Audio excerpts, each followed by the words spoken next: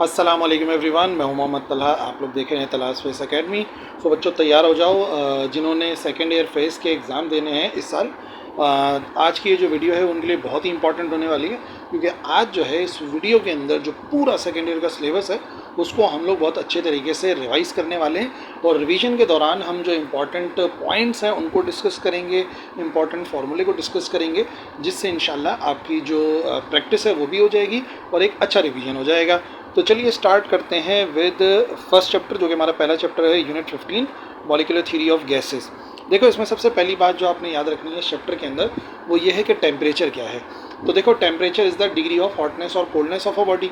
कोई बॉडी कितनी हॉट या कितनी कोल्ड महसूस हो रही है वो उसका टेम्परेचर कहलाता है। But scientifically speaking temperature actually हमें बताता है किसी भी सब्सटेंस के मॉलिक्यूल्स की average translational kinetic energy. Translational kinetic energy यानी कि स्ट्रेट लाइन के अंदर जो पार्टिकल्स मूव करते हैं, बेसिकली उनकी जो एवरेज काइनेटिक एनर्जी होती है वो जाहिर करता है टेम्परेचर। ठीक है, अगर average kinetic energy of molecule ज़्यादा होगी तो इसका मतलब उस सब्सटेंस का टेम्परेचर ज़्यादा होगा, और अगर एवरेज ट्रांसलेशनल काइनेटिक एनर्जी कम होगी तो इसका मतलब टेम्परेचर कम होगा। ठीक है, और टेम्परेचर को नापने के लिए हमारे पास 3 स्केल्स हैं, सेल्सियस है, फ़ारेनहाइट है और केल्विन है।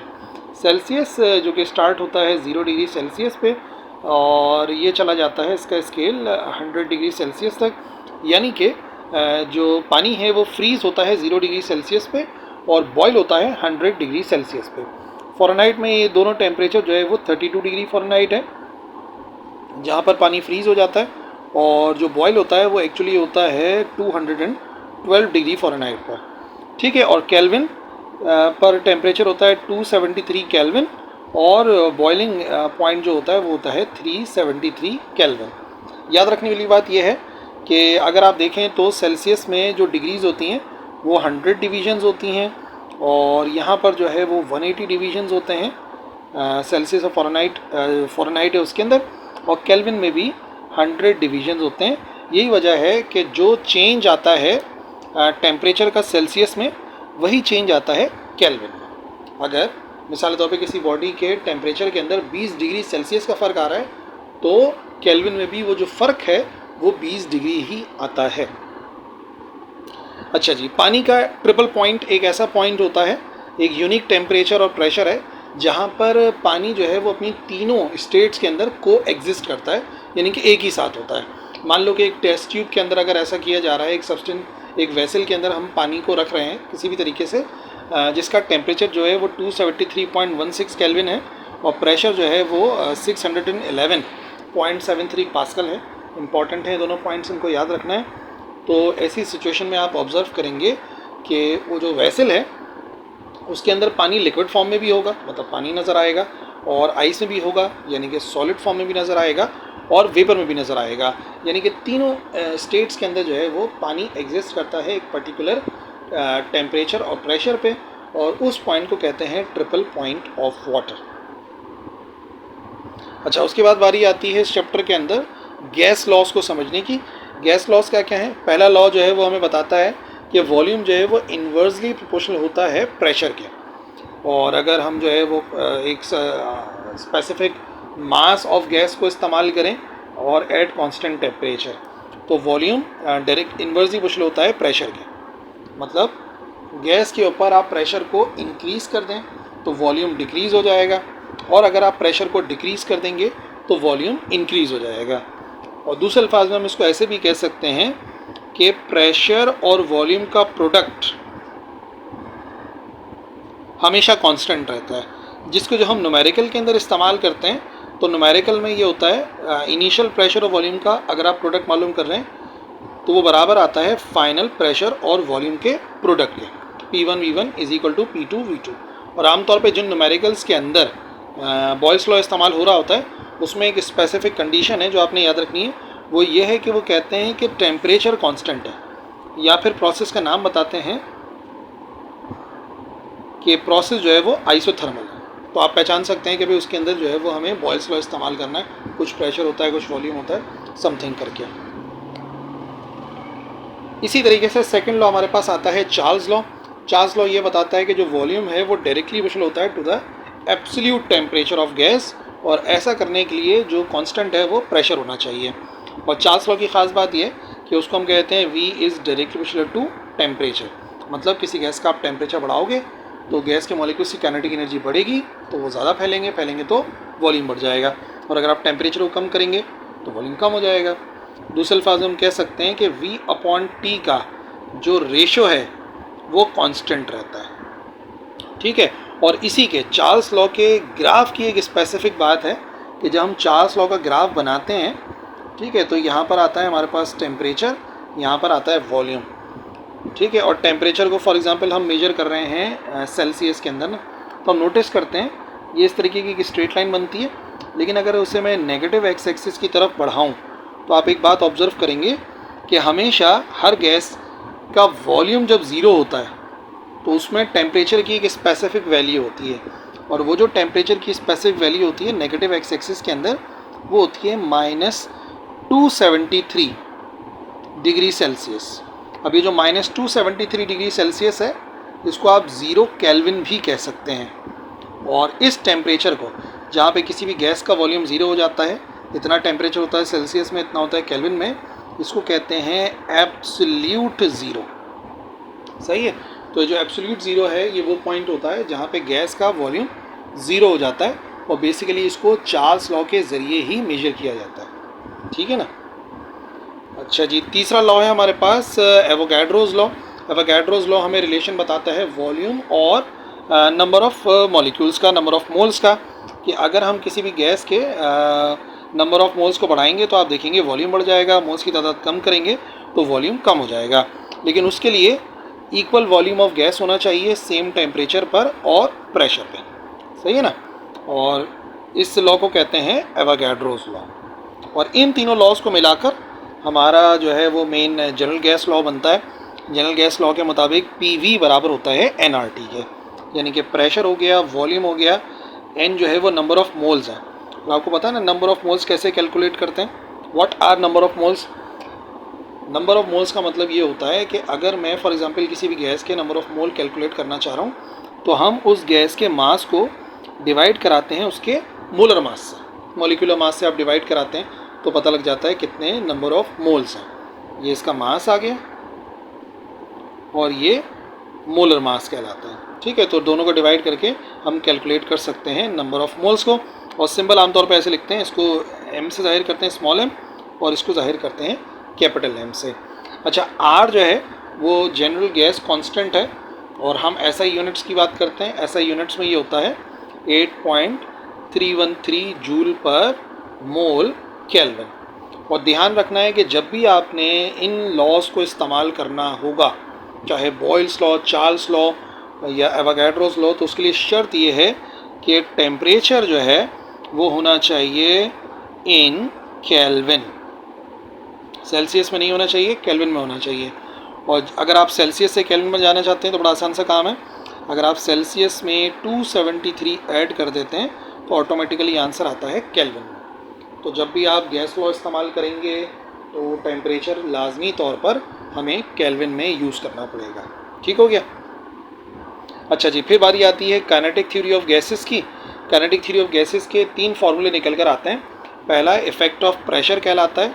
इफेक्ट ऑफ प्रेशर के अंदर प्रेशर डिपेंड करता है 2 चीज़ों पे, एक डेंसिटी पर गैस की, और डिपेंड करता है ये वेलोसिटी के स्क्वायर का एवरेज। ये वेलोसिटी के स्क्वायर का एवरेज कहलाता है। जैसे आमतौर पे इसको VRMS कहते हैं, रूट मीन स्क्वायर स्पीड, ठीक है। अच्छा, अगर आपको गैसेस का टेम्परेचर मेजर करना है तो टेम्परेचर मेजर करने के लिए ये वाला फॉर्मूला इस्तेमाल करते हैं 2/3K, where K is Boltzmann constant, ठीक है। बोल्ट्जमैन कांस्टेंट होता है, बोल्ट्जमैन कांस्टेंट होता है 1.38 10⁻⁻23, ठीक है। तो ये कांस्टेंट है। बाकी m उस गैस के मॉलिक्यूल का मास, और ये वही एवरेज स्पीड आ गई जिसे VRMS कहते हैं। और इसी को अगर आप रीअरेंज करोगे ना तो ये जो चीज़ आपको नज़र आ रही है ये एवरेज काइनेटिक एनर्जी, ये बार लगा होता है ना वेलोसिटी के ऊपर, ये एवरेज को जाहिर करता है। तो ये 3 के इधर जाके मल्टीप्लाई हो जाएगा, 2 डिवाइड हो जाएगा, तो एवरेज काइनेटिक एनर्जी का फॉर्मूला बनता है 3kT/2।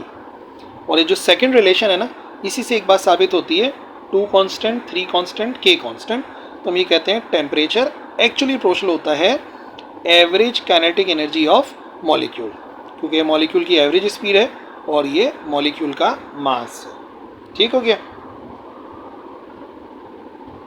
उसके बाद रूट मीन स्क्वायर स्पीड को कैलकुलेट करने के दो फॉर्मूले हैं। अगर आपने बोल्ट्जमैन कांस्टेंट से मालूम करना है तो 2kT ओवर स्मॉल m है। Small m mass of molecule, कि मॉलिक्यूल का मास कितना है। ठीक है, और ये जो कैपिटल M है बेसिकली ये होता है मोलर मास। ठीक है, जो भी सब्सटेंस है उसके एक मोल का जो मास होता है उसे मोलर मास कहते हैं। और इस फॉर्मूले के अंदर हमें इस्तेमाल करना होगा जनरल गैस कांस्टेंट। ठीक है ना, ये जनरल गैस कांस्टेंट है, तो डिपेंड करता है, आप दोनों से फाइंड कर सकते हैं एवरेज स्पीड को, जिसे रूट मीन स्क्वायर स्पीड कहते हैं। VRMS से भी जाहिर करते हैं इसको। ठीक है भाई, अब आ जाओ दूसरे चैप्टर पर। दूसरे chapter first law of thermodynamics है। इंपॉर्टेंट बातें रिवाइज करनी है। पहली बात यह है कि इंटरनल एनर्जी किसे कहते हैं। इंटरनल एनर्जी होती है total kinetic and potential energy of molecules in a system. किसी भी सिस्टम के अंदर, किसी भी सब्सटेंस के अंदर जो टोटल एनर्जी होती है मॉलिक्यूल्स की, टोटल से मुराद हो गई काइनेटिक एनर्जी और पोटेंशियल एनर्जी, दोनों मिलानी पड़ेंगी, तब जाके जो एनर्जी बनती है उसे इंटरनल एनर्जी कहते हैं, जो कि डेल्टा यू से जाहिर की जाती है। Change in internal energy basically होती है, तो डेल्टा यू लिखते हैं। अच्छा, फर्स्ट लॉ ऑफ थर्मोडायनेमिक्स दो तरीक़ों से आप जो है वो समझ सकते हैं फर्स्ट लॉ ऑफ थर्मोडायनेमिक्स को। पहला ये है कि energy can neither be created not destroyed. Energy को हम क्रिएट नहीं कर सकते, एनर्जी को हम डिस्ट्रॉय नहीं कर सकते, बट उसे एक फॉर्म से दूसरी फॉर्म में कन्वर्ट कर सकते हैं। ठीक है, ये तो law of conservation of energy भी होता है। तो फर्स्ट लॉ ऑफ थर्मोडायनेमिक्स की खास बात यह है कि ये law of conservation of energy की एक शक्ल है। ठीक है, और हमारे लिहाज से बड़ा स्पेसिफिक होता है कि हीट जब भी किसी सिस्टम को ऐड की जाती है तो वो दो हिस्सों में कन्वर्ट होती है। जब भी आप किसी सिस्टम को हीट देंगे तो वो दो पार्ट्स के अंदर कन्वर्ट होती है। एक तो चेंज आता है इंटरनल एनर्जी में, और दूसरा वो कन्वर्ट हो जाती है work done by the system में। यानी आप किसी भी सिस्टम को जब हीट देंगे तो वो दो पार्ट्स के अंदर कन्वर्ट होती है। एक तो इंटरनल एनर्जी के अंदर इजाफा होता है, चेंज आता है, और दूसरा सिस्टम वर्क करता है। मैथमेटिकली ऐसे लिखते हैं, डेल्टा क्यू जो हीट हमने प्रोवाइड करी वो बराबर होती है इंटरनल एनर्जी के अंदर चेंज आता है और वर्क डन होता है। वर्क डन को डेल्टा डब्ल्यू से जाहिर किया जाता है। अच्छा, थर्मोडायनेमिक प्रोसेस कौन कौन से होते हैं जो कि applications of first law of thermodynamics भी होती है।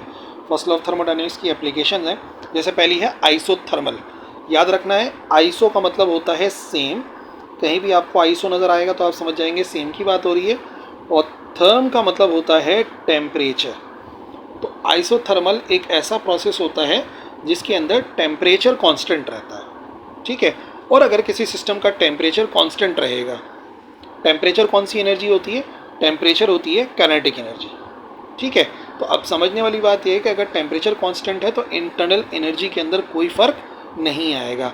अब अगर इस इक्वेशन के अंदर डेल्टा यू, सिस्टम की एनर्जी के अंदर कोई फ़र्क नहीं आ रहा, जब इंटरनल एनर्जी में फ़र्क नहीं आ रहा तो इसका मतलब ये हो गया कि आप जितनी भी हीट दोगे सारी की सारी किस में कन्वर्ट हो जाएगी, सारी की सारी कन्वर्ट हो जाएगी वर्क डन के अंदर। तो जब भी हम चाहते हैं कि भाई वर्क डन मैक्सिमम हो तो हम आइसोथर्मल प्रोसेस का इस्तेमाल करते हैं। सेकंड होता है एडियाबैटिक। इसको आपने याद रखना है एडियाबैट से। एडियाबैट का मतलब होता है इंसुलेटर। एडियाबैट का मतलब है इंसुलेटर वाला प्रोसेस, यानी कि सिस्टम जो है वो इंसुलेटर के ऊपर रखा होता है। इंसुलेटर के ऊपर रखने का मतलब ये है कि ना तो हीट सिस्टम के अंदर दाखिल हो सकती है, ना ही हीट सिस्टम से बाहर निकल सकती है। जब हीट जाएगी नहीं, बाहर नहीं निकलेगी, तो हम कह सकते हैं कि नो हीट एक्सचेंज। मतलब इस इक्वेशन के अंदर डेल्टा क्यू ज़ीरो के बराबर होगा। अब अगर इस इक्वेशन के अंदर आप डेल्टा क्यू को ज़ीरो पुट करोगे तो दो बातें हैं, या तो आप डेल्टा डब्ल्यू को दूसरी तरफ भेजोगे तो ये आंसर आएगा, और अगर आप डेल्टा यू को दूसरी तरफ भेजोगे यहाँ ज़ीरो की तरफ तो ये वाला आंसर आएगा। ठीक है, अब दो बातें हैं बच्चों यहाँ पे आपने याद रखनी है। एक ये है कि अगर इंटरनल एनर्जी में इजाफा होता है तो इसका मतलब ये हो गया work done on the system होता है। और अगर हम ये कह रहे हैं कि इंटरनल एनर्जी में कमी आ रही है, नेगेटिव का साइन है, इंटरनल एनर्जी में कमी आ रही है, तो हम ये कहेंगे work done by the system हो रहा है, तभी तो एनर्जी में कमी आ रही है। जब आप काम करते हैं तो आपकी जो बॉडी की एनर्जी है उसमें कमी आती है, सही ना। जब आप काम करते हैं तो जब सिस्टम काम करता है तो इंटरनल एनर्जी डिक्रीज होती है। तीसरा कहलाता है आइसोबैरिक। फिर वही बात है, आइसो मीन सेम, बार का मतलब होता है प्रेशर। तो एक ऐसा प्रोसेस है जिसके अंदर जो है वो प्रेशर कांस्टेंट रहता है, और प्रेशर कांस्टेंट रहने का मतलब क्या हो गया, इसमें इस इक्वेशन के अंदर जो वर्क डन है बेसिकली वो बराबर होता है पी डेल्टा वी के। ये पूरी चीज़ जो है वो वर्क डन को शो करती है। यानी कि आइसोबैरिक प्रोसेस में वर्क डन कैलकुलेट कर सकते हैं बड़ी आसानी के साथ। क्या करना पड़ेगा, प्रेशर को मल्टीप्लाई करना पड़ेगा चेंज इन वॉल्यूम से, और प्रेशर कांस्टेंट रहेगा तो सिर्फ पी लिखेंगे, डेल्टा पी नहीं आ सकता। वो चौथा प्रोसेस कहलाता है आइसोकोरिक। आइसोकोरिक, आइसोकोर, कोर कहते हैं वॉल्यूम को, तो कोर का मतलब हो गया कांस्टेंट वॉल्यूम। यानी आप किसी सिस्टम को हीट देंगे पर आप उसको एक्सपेंड नहीं होने देंगे, उसको वर्क नहीं करने देंगे। जब सिस्टम वर्क नहीं करेगा इसका मतलब ये हो गया कि इस इक्वेशन के अंदर जो डेल्टा वी लिखा हुआ है ये ज़ीरो के बराबर है। अब अगर डेल्टा वी ज़ीरो के बराबर हो गया, सिस्टम वर्क नहीं कर रहा, work done is equal to zero, तो work done is equal to zero का मतलब हो गया जितनी भी आप हीट देंगे वो सारी की सारी, जब वर्क ही ज़ीरो हो गया, वो सारी की सारी कन्वर्ट हो जाएगी इंटरनल एनर्जी में। So this process is known as isochoric process. Heat capacity capital C से जाहिर करते हैं। ये वो अमाउंट ऑफ हीट होता है जो कि रिक्वायर होता है to raise the temperature of specific body by 1 degree.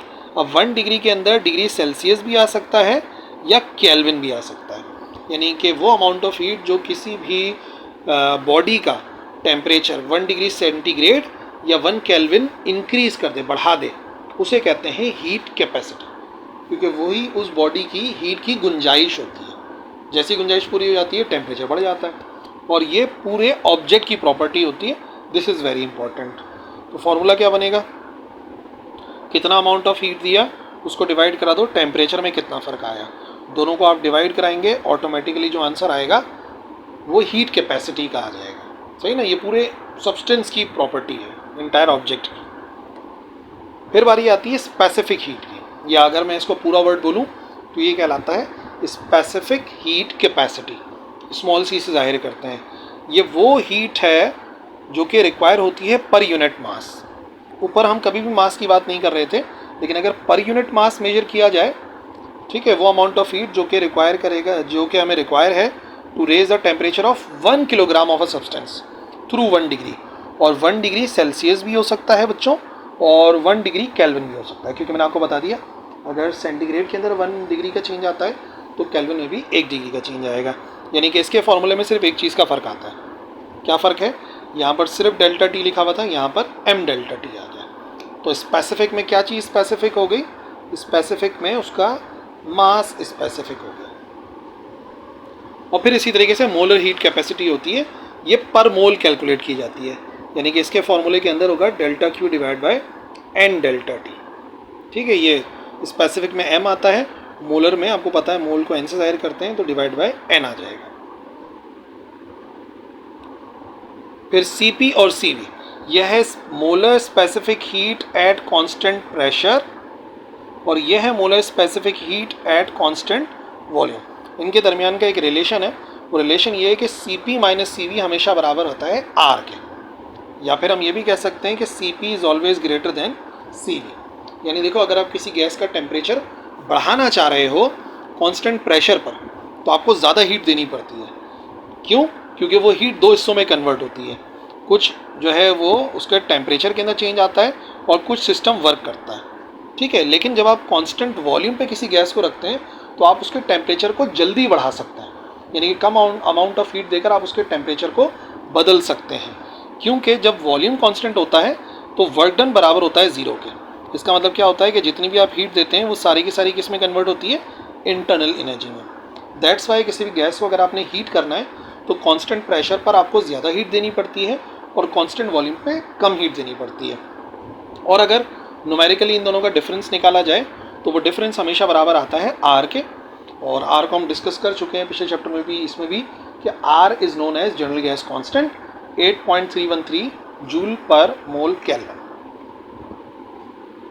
और फिर आखिर में, क्योंकि हमें ये अप्लाई करना होता है न्यूमेरिकल के अंदर, हीट एक्सचेंज के मुताबिक heat lost by hot body हमेशा बराबर होती है heat gain by cold body. तो जब भी आप किसी न्यूमेरिकल के अंदर कैलकुलेट करेंगे तो आमतौर पे स्पेसिफिक हीट वाला ही होता है। तो पता है स्पेसिफिक हीट का formula delta Q divide by M delta T होता है। तो यहाँ पे आप रीअरेंज करोगे तो डेल्टा क्यू का मतलब हो जाएगा सी एम डेल्टा टी। तो वो अमाउंट ऑफ हीट जो कि हॉट बॉडी से रिलेटेड होगी वो हमेशा बराबर होती है heat gain by cold body. अच्छा जी, unit number 17, second law of thermodynamics. एक स्टेप और आगे बढ़ रहे हैं फर्स्ट लॉ ऑफ थर्मोडायनेमिक्स से। सेकेंड लॉ ऑफ थर्मोडायनेमिक्स से पहले आपको एक चीज़ का नाम याद रखना है जिसे कहते हैं हीट रेजर्वायर। ये एक ऐसा सिस्टम होता है जो कि सप्लाई करता है या एब्जॉर्ब करता है लार्ज अमाउंट ऑफ हीट को without significant change in temperature. मान लो ये एक ऐसी चीज़ है कि ये हीट को सप्लाई भी कर सकते हैं बिना ठंडे हुए, यानी कि इनका टेम्परेचर ड्रॉप नहीं होगा, और ये हीट को एब्जॉर्ब भी कर सकता है। और हीट रेजर्वायर दो किस्म के होते हैं, जो हीट को प्रोवाइड करता है उसे सोर्स कहते हैं, और जो हीट को एब्जॉर्ब करता है उसे सिंक कहते हैं। तो याद रखना, सिंक भी एक हीट रेजर्वायर है, लेकिन ये हीट को एब्जॉर्ब करने का काम करता है, और सोर्स जो है वो हीट को सप्लाई करने का काम करता है। हीट इंजन किसे कहते हैं? हीट इंजन एक साइक्लिक डिवाइस होती है जो कि हीट एब्जॉर्ब करती है फ्रॉम हाई टेम्परेचर सोर्स। और कितनी हीट एब्जॉर्ब करती है? Q1। आमतौर पर जब भी हमें दिखाना होगा कि हीट एब्जॉर्ब हो रही है किसी हॉट बॉडी से, तो वो Q1 से जाहिर करते हैं। फिर वो हीट इंजन जो है वो परफॉर्म करता है वर्क W के बराबर, और जो रिमेनिंग हीट होती है उसको हमेशा रिलीज़ कर देता है, रिजेक्ट कर देता है। किस तरफ रिजेक्ट कर देता है? लो टेम्परेचर सिंक की तरफ। फिर बात होगी ना, सोर्स ज़्यादा टेम्परेचर वाली चीज़ होती है जिससे हमारा इंजन हीट को एब्जॉर्ब करता है Q1, कुछ को वर्क में कन्वर्ट करता है, और जो बाकी हीट बचती है वो सारी की सारी रिलीज़ कर देता है सिंक की तरफ। जो कि आप लोगों ने ऑब्जर्व किया होगा कि जो गाड़ी जो है वो कुछ अमाउंट ऑफ हीट को कन्वर्ट करती है वर्क में, इंजन काम करता है, और बाकी की हीट जो है वो रिलीज़ कर देती है इन एटमॉस्फेयर। अब आइए सेकेंड लॉ ऑफ थर्मोडायनेमिक्स, दो पार्ट हैं इसके। पहला पार्ट जो है वो कहलाता है केल्विन की स्टेटमेंट, जो ये कहता है it is impossible to convert heat into mechanical work continuously. ऐसा पॉसिबल ही नहीं है कि आप हीट को लगातार वर्क में कन्वर्ट कर सकें continuously without having a heat sink. Sink का होना ज़रूरी है, जिसमें कुछ अमाउंट ऑफ हीट हमेशा क्या होती है? रिजेक्ट होती है। तो देखो, आप एक ऐसा इंजन बना ही नहीं सकते जो लगातार हीट को वर्क में कन्वर्ट करता रहे और कुछ अमाउंट ऑफ हीट को ज़ाया ना करे। लाजमी तौर पे अमाउंट ऑफ हीट ज़ाया करेगा ही करेगा, और अगर वो हीट को ज़ाया करेगा तो याद रखिएगा किसी भी इंजन की एफिशिएंसी कभी भी 100% नहीं हो सकती। कौन सा होगा जो 100% होगा? जो जितनी हीट एब्जॉर्ब करे सारी की सारी वर्क में कन्वर्ट कर दे। पर हमारा सेकंड लॉ ऑफ थर्मोडायनेमिक्स ये कहता है कि ऐसा पॉसिबल है ही नहीं, आपको कुछ अमाउंट ऑफ हीट जो है वो ज़ाया करनी ही पड़ती है। और सेकंड लॉ का ही दूसरा पार्ट जो है वो है क्लॉसियस की स्टेटमेंट। क्लॉसियस की जो स्टेटमेंट है बच्चों, ये आप समझ जाओ कि ये रेफ्रिजरेटर के बारे में। क्या है रेफ्रिजरेटर के बारे में? कि it is impossible to transfer heat. ऐसा पॉसिबल ही नहीं है कि हम हीट को ट्रांसफ़र कर सकें from cold body to hot body. देखो, नेचुरल चीज़ ये है कि हीट हमेशा हॉट से कोल्ड की तरफ ट्रैवल करती है, ये नेचुरल है, ठीक है। लेकिन अगर मैं चाहता हूँ कि हीट को कोल्ड से हॉट की तरफ मूव करवा दूँ, तो ऐसा इम्पॉसिबल है विदाउट एक्सपेंडिचर ऑफ एनर्जी, तवानाई को खर्च किए बिना। ऐसा पॉसिबल नहीं है। This is known as Clausius statement. यानी सीधी सी बात ये कि रेफ्रिजरेटर जो है वो कुछ बिजली इस्तेमाल करेगा, एक्सपेंड करेगा, खर्च करेगा एनर्जी को, तभी वो कोल्ड से हॉट की तरफ हीट को ट्रांसफ़र कर सकता है। वरना नेचुरली हीट हमेशा हमेशा हॉट से कोल्ड की तरफ जाती है, ना कि कोल्ड से हॉट की तरफ। सही है ना?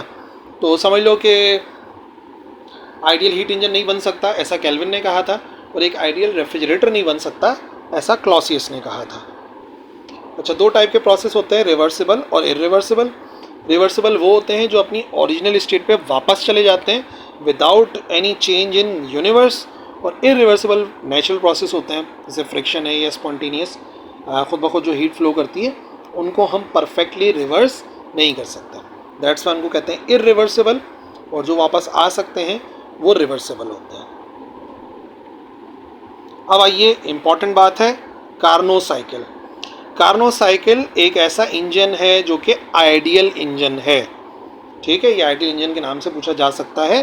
That operates on most efficient cycle. अभी तक जो दो टेम्परेचर के दरमियान में मोस्ट एफिशिएंट साइकिल है वो कार्नो इंजन है, जिसके 4 स्टेप्स होते हैं। पहला कहलाता है आइसोथर्मल एक्सपेंशन। इस प्रोसेस में हीट एब्जॉर्ब होती है at constant temperature. Isotherm same temperature, expand का मतलब फैलना। तो सिस्टम क्या करता है, सिस्टम एक्सपेंड करता है, गैस एक्सपेंड करती है, बट टेम्परेचर कांस्टेंट रहता है, और टेम्परेचर को कांस्टेंट रखने के लिए हीट एब्जॉर्ब होती है। आमतौर पर जो हीट एब्जॉर्ब होती है उसे Q1 से जाहिर करते हैं। फिर एडियाबैटिक एक्सपेंशन आती है। एडियाबैट का मतलब मैंने आपको बताया इंसुलेटर पे रख के एक्सपेंशन होती है। गैस एक्सपेंड करती है विदाउट हीट एक्सचेंज और टेम्परेचर ड्रॉप हो जाता है, सही ना, यानी सिस्टम कूल डाउन हो जाता है। इसमें तो एब्जॉर्ब कर लिया था ना, इस वजह से टेम्परेचर कांस्टेंट रहा था। पर अगर एडियाबैट है तो हमें तो इंसुलेटर पे रखना है, और इंसुलेटर पे रखने का मतलब हीट एब्जॉर्ब नहीं हो सकती, मतलब टेम्परेचर गैस का ड्रॉप होगा। फिर सेम टेम्परेचर पे रखते हुए कंप्रेस करते हैं, हीट को रिलीज़ किया जाता है। कितनी हीट रिलीज़ करते हैं, Q2 हीट रिलीज़ कर देते हैं सिंक की तरफ, और टेम्परेचर को कांस्टेंट रखा जाता है T2। और आखिर में एडियाबैटिक कंप्रेशन होती है, यानी गैस को रख देते हैं एक एडियाबैट इंसुलेटर के ऊपर, और जो है वो गैस को कंप्रेस कराते हैं, ठीक है, और फिर टेम्परेचर बैक टू T1 चला जाता है। एक साइक्लिक प्रोसेस है। उसके बाद दोबारा से बारी आ जाती है आइसोथर्मल एक्सपेंशन की, और इस तरीके से लगातार 4 स्टेप्स के अंदर हीट जो है वो वर्क में कन्वर्ट होती है, और कुछ अमाउंट ऑफ हीट जाहिर सी बात है आपको नज़र आ रहा है कि रिजेक्ट भी होती है। तो जो फार्मूला हम इस्तेमाल करते हैं कार्नो इंजन के 3 फार्मूले हो सकते हैं। पहला ये वाला समझ लो, क्योंकि एफिशिएंसी होती है output divide by input. Input हम हीट देते हैं Q1, और सिस्टम काम करता है तो वर्क से जाहिर कर सकते हैं। अच्छा, अब बड़ी सिंपल सी बात मैं आपको बता रहा हूँ, वर्क कितना करता है इंजन, जितनी हीट मैंने दी उसमें से कुछ वो ज़ाया कर देता है। तो Q1 माइनस Q2 से हम वर्क को कैलकुलेट करते हैं, सही है। तो 2 फार्मूले और बनते हैं। अगर हीट की फॉर्म में हो तो 1 minus Q2 divide by Q1 multiply by 100, यानी कितनी हीट एब्जॉर्ब करी, और ऊपर आएगा कितनी हीट रिजेक्ट करी या रिलीज़ करी। अच्छा, यहाँ पे टेम्परेचर आएगा हॉट बॉडी का, और यहाँ पे टेम्परेचर आएगा कोल्ड बॉडी का, यानी कि सिंक का। बस ध्यान में रखना है कि ये जो दोनों टेम्परेचर हैं, कंफर्म है कि ये दोनों टेम्परेचर बच्चों केल्विन में होना ज़रूरी है। अगर आपने केल्विन में कन्वर्ट नहीं किया तो सब कुछ गलत हो जाएगा। केल्विन में कन्वर्ट करना लाजमी है। Entropy is a measure of molecular disorder. किसी भी सिस्टम के अंदर जो रैंडमनेस होती है या जो मॉलिक्यूलर डिसऑर्डर होता है, मॉलिक्यूल्स ऑर्डर में नहीं होते, उसे एंट्रोपी कहते हैं, नाकारगी या ख़राबी। जब भी किसी सिस्टम के अंदर रैंडमनेस आती है या गैस के मॉलिक्यूल्स में डिसऑर्डर आता है तो उस सिस्टम की ख़राबी बढ़ जाती है, और ख़राबी को एंट्रोपी कहते हैं। जिसे कैलकुलेट कर सकते हैं कितनी हीट दी किस टेम्परेचर पे दी। ये डेल्टा टी नहीं है, सिर्फ टी है, और जब भी टी होता है तो लाजमी तौर पे केल्विन में पुट किया जाता है, तब जाके एंट्रोपी डेल्टा एस कैलकुलेट होती है। और प्रिंसिपल ऑफ एंट्रोपी ये कहता है कि कोई भी नेचुरल प्रोसेस अगर होता है तो टोटल जो एंट्रोपी होती है यूनिवर्स की वो हमेशा इंक्रीज़ होती है, सही है, ये याद रखना। एंट्रोपी का प्रिंसिपल, नेचुरल प्रोसेस की एंट्रोपी हमेशा हमेशा इंक्रीज़ होती है, यानी एनर्जी हमेशा कम अवेलेबल होती है तो एंट्रोपी जो है वो इंक्रीज़ होती चली जाती है। और रेफ्रिजरेशन की साइकिल भी समझनी है। देखो, रेफ्रिजरेशन में सबसे पहला काम जो होता है वो एब्जॉर्प्शन होता है। जो गैस डली हुई होती है जिसे रेफ्रिजरेंट कहते हैं, वो पास होता है एवोपरेटर कॉइल से, और एवोपरेटर कॉइल एब्जॉर्ब करता है heat QL from the interior. Fridge के अंदर जो कॉइल लगी हुई होती है वहाँ से वो हीट को एब्जॉर्ब करता है QL, ठीक है।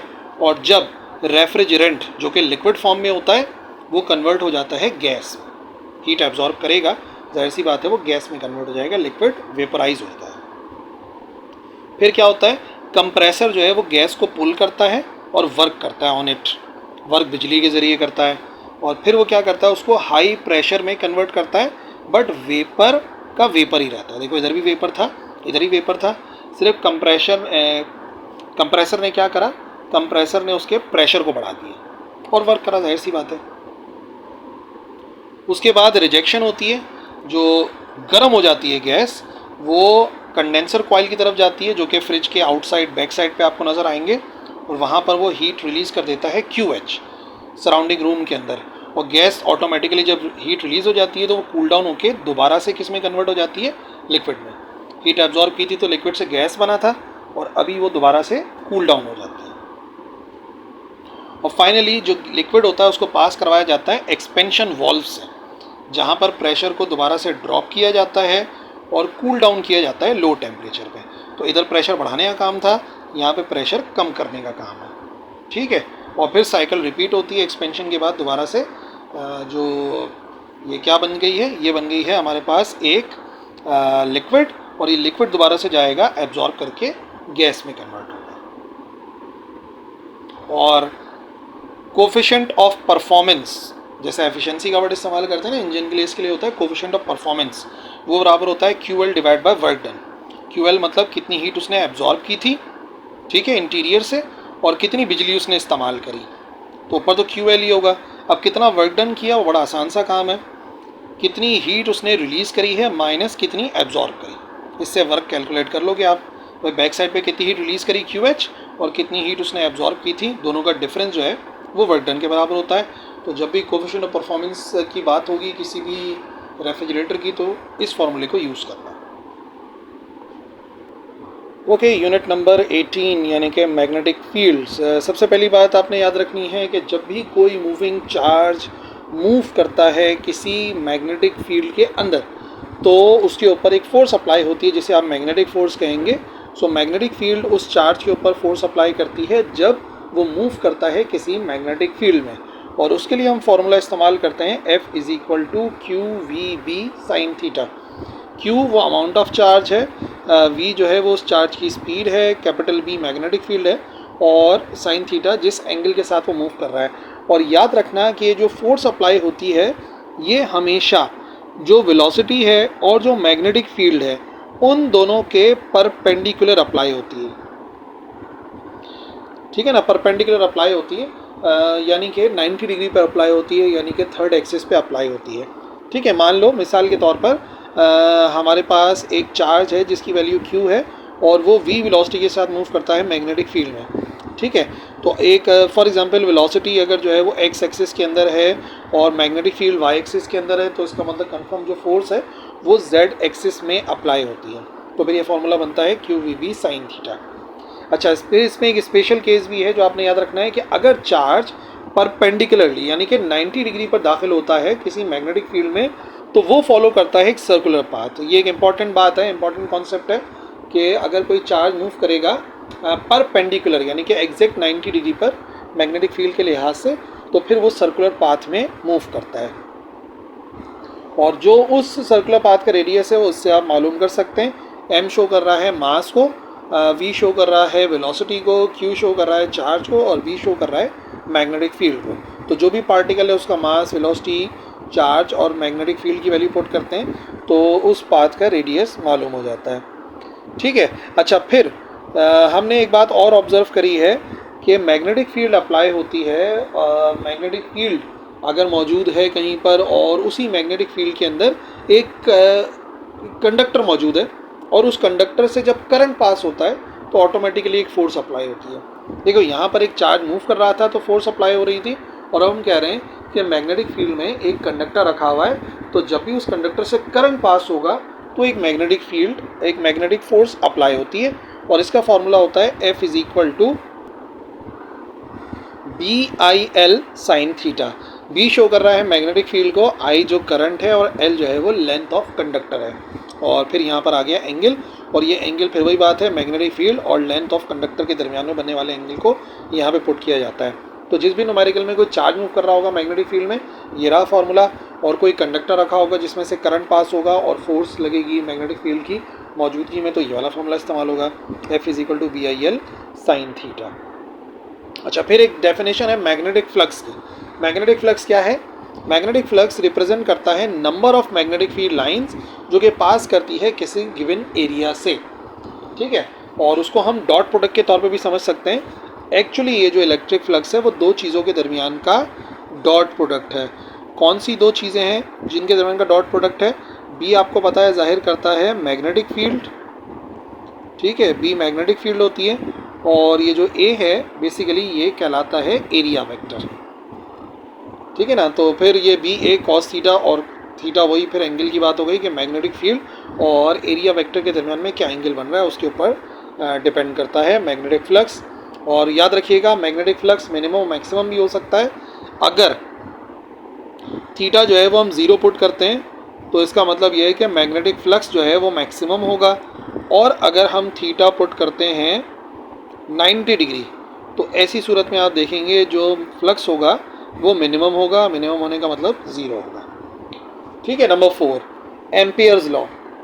The sum of products of magnetic field component parallel to the path and the loop of the path element is directly proportional to the current threading loop through the loop, ठीक है। अब बहुत ही मुश्किल सी statement है इसकी, लेकिन बहरहाल statement को वर्ड बाय वर्ड याद किया करो, ज़्यादा बेहतर रहेगा।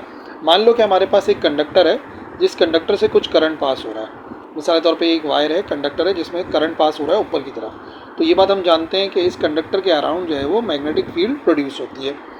अब सवाल ये है कि अगर मैं डॉट प्रोडक्ट मालूम करूँ किस चीज़ का, मैग्नेटिक फील्ड का, और उसी के पैरेलल मैं एक लूप सपोज कर रहा हूँ, ठीक है। ये आगे हमारे पास लूप हो गया, और लूप की कोई पर्टिकुलर लेंथ है, मान लो ये जो छोटी सी लेंथ है इसको डेल्टा एल बोल दूंगा, डेल्टा एल 1 2 3 4।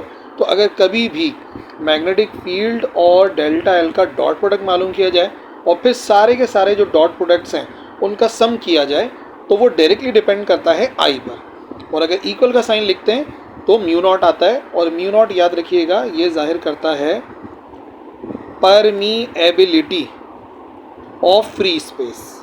ये फ्री स्पेस की परमीएबिलिटी होती है, और फ्री स्पेस की परमीएबिलिटी का मतलब ये हो गया, इसका एक वैल्यू भी होती है, म्यू नॉट बराबर होता है 4 पाई एक्सपोनेंट -7 टेस्ला मीटर पर एम्पियर, ठीक है ना। ये इसकी वैल्यू भी है। अच्छा, फिर एम्पियर्स लॉ को अप्लाई करते हैं और मैग्नेटिक फील्ड निकालते हैं due to a solenoid. Solenoid क्या है? सोलेनॉइड दरअसल एक लॉन्ग इंसुलेटेड कॉपर वायर है जिसको किसी सिलेंडर के अराउंड जो है वो लपेटा जाता है, और इम्पॉर्टेंट बात यह है कि जो टर्न्स होते हैं वो क्लोज होते हैं। मान लो हमारे पास एक सिलेंडर है, ये एक सिलेंडर है, और इस सिलेंडर के ऊपर मैं एक इंसुलेटेड कॉपर का तार इस तरीके से इसके अराउंड जो है ना वाउंड कर देता हूँ, लपेट देता हूँ। तो नतीजे में अब क्या बात ऑब्जर्व करेंगे कि आपके पास ये एक वायर आ जाएगा इस तरीके से, यहाँ से मूव करते करते ये करंट इसमें से पास होगा। तो हम ये बात ऑब्जर्व करते हैं जब भी इसमें से करंट पास होता है तो मैग्नेटिक फील्ड प्रोड्यूस होती है, ठीक है। और उस मैग्नेटिक फील्ड को इस फॉर्मूले से कैलकुलेट करते हैं, B बराबर होता है mu not an I. What is this? ये जो स्मॉल एन है ये क्या चीज़ है? स्मॉल एन कहते हैं number of turns per unit length, कि यूनिट लेंथ के ऊपर कितने नंबर ऑफ टर्न्स हैं। तो स्मॉल एन की बात कर रहा हूँ, इस पूरे की बात कर रहा हूँ ना, ये इसका मतलब है number of turns per unit length, और एन जो है ये टोटल नंबर ऑफ टर्न्स हैं।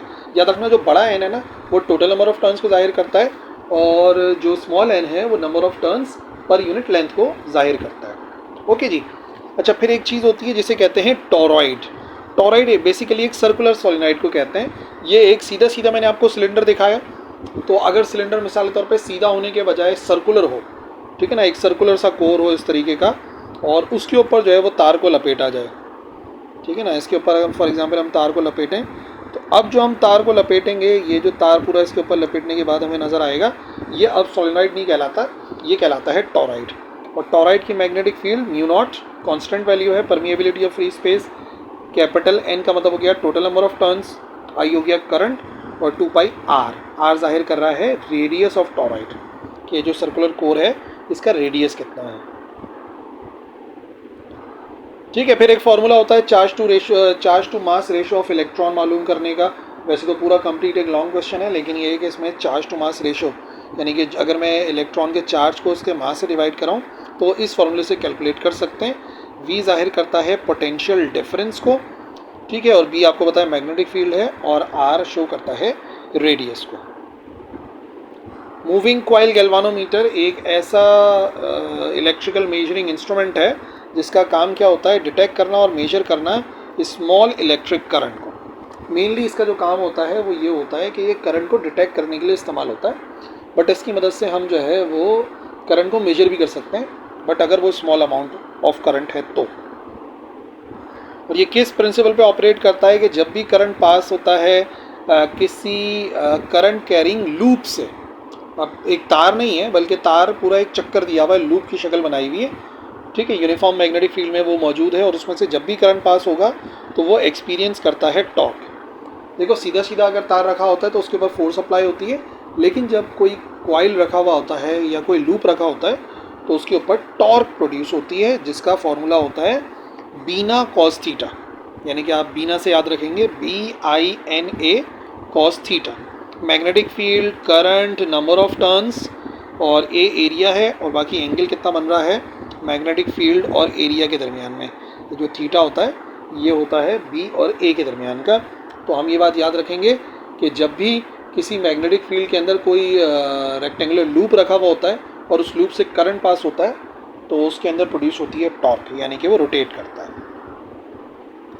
अच्छा, फिर गैल्वानोमीटर की मदद से हम दो बड़े ही इंपॉर्टेंट इंस्ट्रूमेंट बनाते हैं। एक इंस्ट्रूमेंट को कहते हैं एमीटर और एक इंस्ट्रूमेंट को कहते हैं वोल्ट मीटर। दोनों को एक साथ कंपेयर करके समझ लेना। एमीटर का काम होता है इलेक्ट्रिक करंट को मेजर करना, एम्पियर से याद रखना क्योंकि एम मीटर है तो एम्पियर करंट को नापने के लिए इस्तेमाल होता है, और वोल्ट मीटर वोल्टेज से याद रखना, ये पोटेंशियल डिफरेंस मेजर करने के काम में आता है। अच्छा, अगर आप चाहते हैं गैल्वानोमीटर को कन्वर्ट करना एम मीटर में तो आपने क्या करना है, आपने एक बहुत छोटी रेजिस्टेंस, शंट रेजिस्टेंस का मतलब हो गया बहुत ही स्मॉल रेजिस्टेंस है, ठीक है, उसको आपने कैसे ज्वाइन करना है, आपने गैल्वानोमीटर के पैरेलल ज्वाइन करना है। तो अगर एक बहुत ही छोटी रेजिस्टेंस को आप गैल्वानोमीटर के पैरेलल लगाते हो तो वो ज़्यादा करंट को नापने लगता है और फिर वो कहलाता है एम मीटर। और अगर एक हाई रेजिस्टेंस को, एक बड़ी रेजिस्टेंस को सीरीज़ में लगा दें गैल्वानोमीटर के साथ तो वो काम करता है वोल्टेज मेजर करने का, और इसी वजह से उसको कहते हैं वोल्ट मीटर। अच्छा, कितनी शंट रेजिस्टेंस लगानी है वो इस फॉर्मूले से कैलकुलेट होता है, IG/RG divide by I minus IG। RG तो रेजिस्टेंस है गैल्वानोमीटर की और IG एक करंट है, इसे कहते हैं फुल स्केल डिफ्लेक्शन करंट। सही है, फुल स्केल डिफ्लेक्शन करंट कहलाता है, ठीक है, यानी कि किस करंट के ऊपर बहुत ही कम अमाउंट ऑफ करंट होता है, कुछ मिली एम्पियर के अंदर 100 मिली एम्पियर या समथिंग कुछ भी होता है, लेकिन ये वो अमाउंट ऑफ करंट होता है जिस पे गैल्वानोमीटर जो है वो फुल स्केल डिफ्लेक्शन देता है। और जब हम कन्वर्ट करते हैं, एक हाई रेजिस्टेंस जोड़ देते हैं सीरीज़ में गैल्वानोमीटर के साथ तो वोल्टेज को मेजर करता है। अब वो कितने वोल्टेज को मेजर करेगा और कितनी रेजिस्टेंस हम जोड़ें, तो उस हाई रेजिस्टेंस को RX से जाहिर करते हैं, RX ही हाई रेजिस्टेंस है और V जो है वो वोल्टेज जो हम मेजर करना चाह रहे हैं, जैसे यहाँ पर I वो करंट है जो हम नापना चाह रहे हैं, IG वही है फुल स्केल डिफ्लेक्शन करंट, और RG is the resistance of galvanometer. Question unit 19 यानी कि magnetic electromagnetic induction. Electromagnetic induction में सबसे इम्पॉर्टेंट बात है, आपने Faraday's law of electromagnetic induction को समझना है। According to Faraday's law of electromagnetic induction, जब भी किसी कंडक्टर को से रिलेटेड मैग्नेटिक फ्लक्स चेंज होता है तो उस कंडक्टर के अंदर एक EMF प्रोड्यूस होता है, उसको कहते हैं इंड्यूस्ड EMF। सही है, जब भी किसी कंडक्टर से रिलेटेड मैग्नेटिक फ्लक्स चेंज होता है तो उस कंडक्टर के अंदर ऑटोमेटिकली एक वोल्टेज या एक EMF प्रोड्यूस हो जाता है जिसे इंड्यूस्ड EMF कहते हैं। अब हमारा फैराडेज लॉ ये कहता है कि जो इंड्यूस्ड EMF होता है किसी भी सर्किट में वो डायरेक्टली प्रोपोर्शनल होता है to the time rate of change of magnetic flux, यानी मैग्नेटिक फ्लक्स में कितना जल्दी चेंज आ रहा है। मतलब ऐसा कह सकते हैं कि जो EMF इंड्यूस होता है वो डायरेक्टली प्रोपोर्शनल होता है to the rate of change of magnetic flux. सही है, ये इलेक्ट्रिक फ्लक्स नहीं है, मैग्नेटिक फ्लक्स है। और माइनस का साइन भी आता है, प्रोपोर्शनैलिटी का साइन रिमूव करते हैं, इक्वल का साइन आता है और कांस्टेंट आता है, और यहाँ आने वाला कांस्टेंट जो है ये number of turns of coil होता है, यानी उस कॉइल को जिससे रिलेटेड मैग्नेटिक फ्लक्स चेंज हो रहा है उसमें हमने कितने नंबर ऑफ टर्न्स दिए हुए हैं। अच्छा, क्या चीज़ इफेक्ट करती है? देखो, सबसे पहले मैग्नेटिक फ्लक्स कितना चेंज हो रहा है, वो तो जाहिर सी बात है डेल्टा फाई पे डिपेंड करता ही है, कितना ईएमएफ बनेगा। नंबर ऑफ टर्न्स पे डिपेंड करता है एन, नंबर ऑफ टर्न्स पे डिपेंड करता है, एंगल पे डिपेंड करता है और मैग्नेटिक फील्ड और कॉइल के दरमियान में। अब ये कैसे पता कि एंगल पे डिपेंड कर रहा है? तो बच्चों एक बात आपको बताऊं, ये जो फाई होता है ना, डेल्टा फाई मैग्नेटिक फ्लक्स, ये एक्चुअली बराबर होता है बी इंटू ए के। तो एरिया पे भी डिपेंड करेगा, बी पे भी डिपेंड करेगा और फिर पूरा फार्मूला होता है बी ए कॉस थीटा। तो इसका मतलब एंगल पे भी तो डिपेंड करेगा ना। और कुछ एक्सटर्नल फैक्टर्स होते हैं जैसे टेम्परेचर वगैरह, और मटेरियल, कौन सा मटेरियल इस्तेमाल किया जा रहा है, मतलब कंडक्टर में कॉपर का है, सिल्वर का है, किस चीज़ का वायर है। अच्छा जी, फिर इस नेगेटिव साइन की एक बड़ी इंपॉर्टेंट वजह है, वो ये है कि ये जो इंड्यूस्ड करंट प्रोड्यूस होता है किसी भी इंड्यूस्ड ईएमएफ की वजह से, वो हमेशा फ्लो करता है in such a way that it oppose the change giving rise to it. ये उस चेंज की ही मुखालफत करता है जिस चेंज की वजह से खुद प्रोड्यूस हो रहा है। मतलब अगर फ्लक्स बढ़ रहा होता है तो ईएमएफ नेगेटिव होता है, अगर फ्लक्स कम हो रहा होता है तो ईएमएफ पॉजिटिव होता है। क्योंकि ये अपोज करता है तो यहाँ पर हम इस्तेमाल करते हैं नेगेटिव साइन।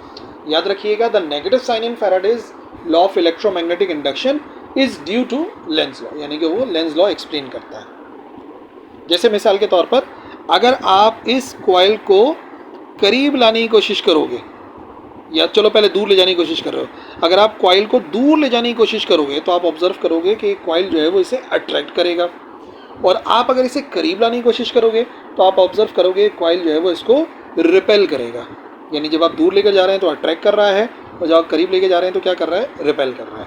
तो इस अपोजिट नेचर की वजह से हम ये नेगेटिव साइन इस्तेमाल करते हैं। अच्छा जी, फिर एक टाइप ऑफ इंडक्शन होती है, उसे कहते हैं सेल्फ इंडक्शन। नाम से ही जाहिर है, खुद। सेल्फ का मतलब होता है खुद, यानी कि अपने आप, किसी और चीज़ पर डिपेंड ना करना, खुद होता है।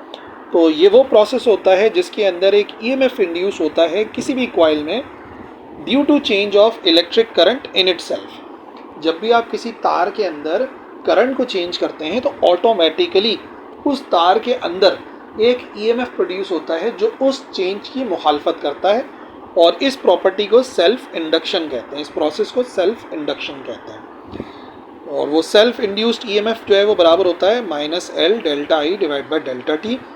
उस कॉइल के करंट में कितना चेंज आ रहा है, कितने टाइम में आ रहा है, उतना ही ईएमएफ बनेगा। बट इस प्रॉपर्टी पे भी डिपेंड करता है व्हाट इज़ एल। एल एक प्रॉपर्टी है, इसे कहते हैं सेल्फ इंडक्टेंस। प्रॉपर्टी है तो इंडक्टेंस कहते हैं, और वैसे प्रोसेस का नाम जो है वो इंडक्शन है, जिसको जो है वो हेनरी के अंदर मेजर किया जाता है।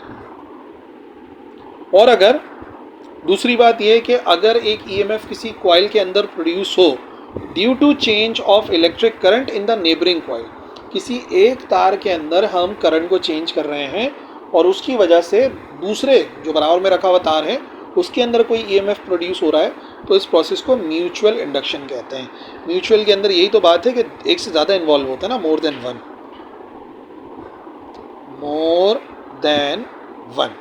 और इसका फॉर्मूला होता है ये is equal to M delta I P divide by delta T.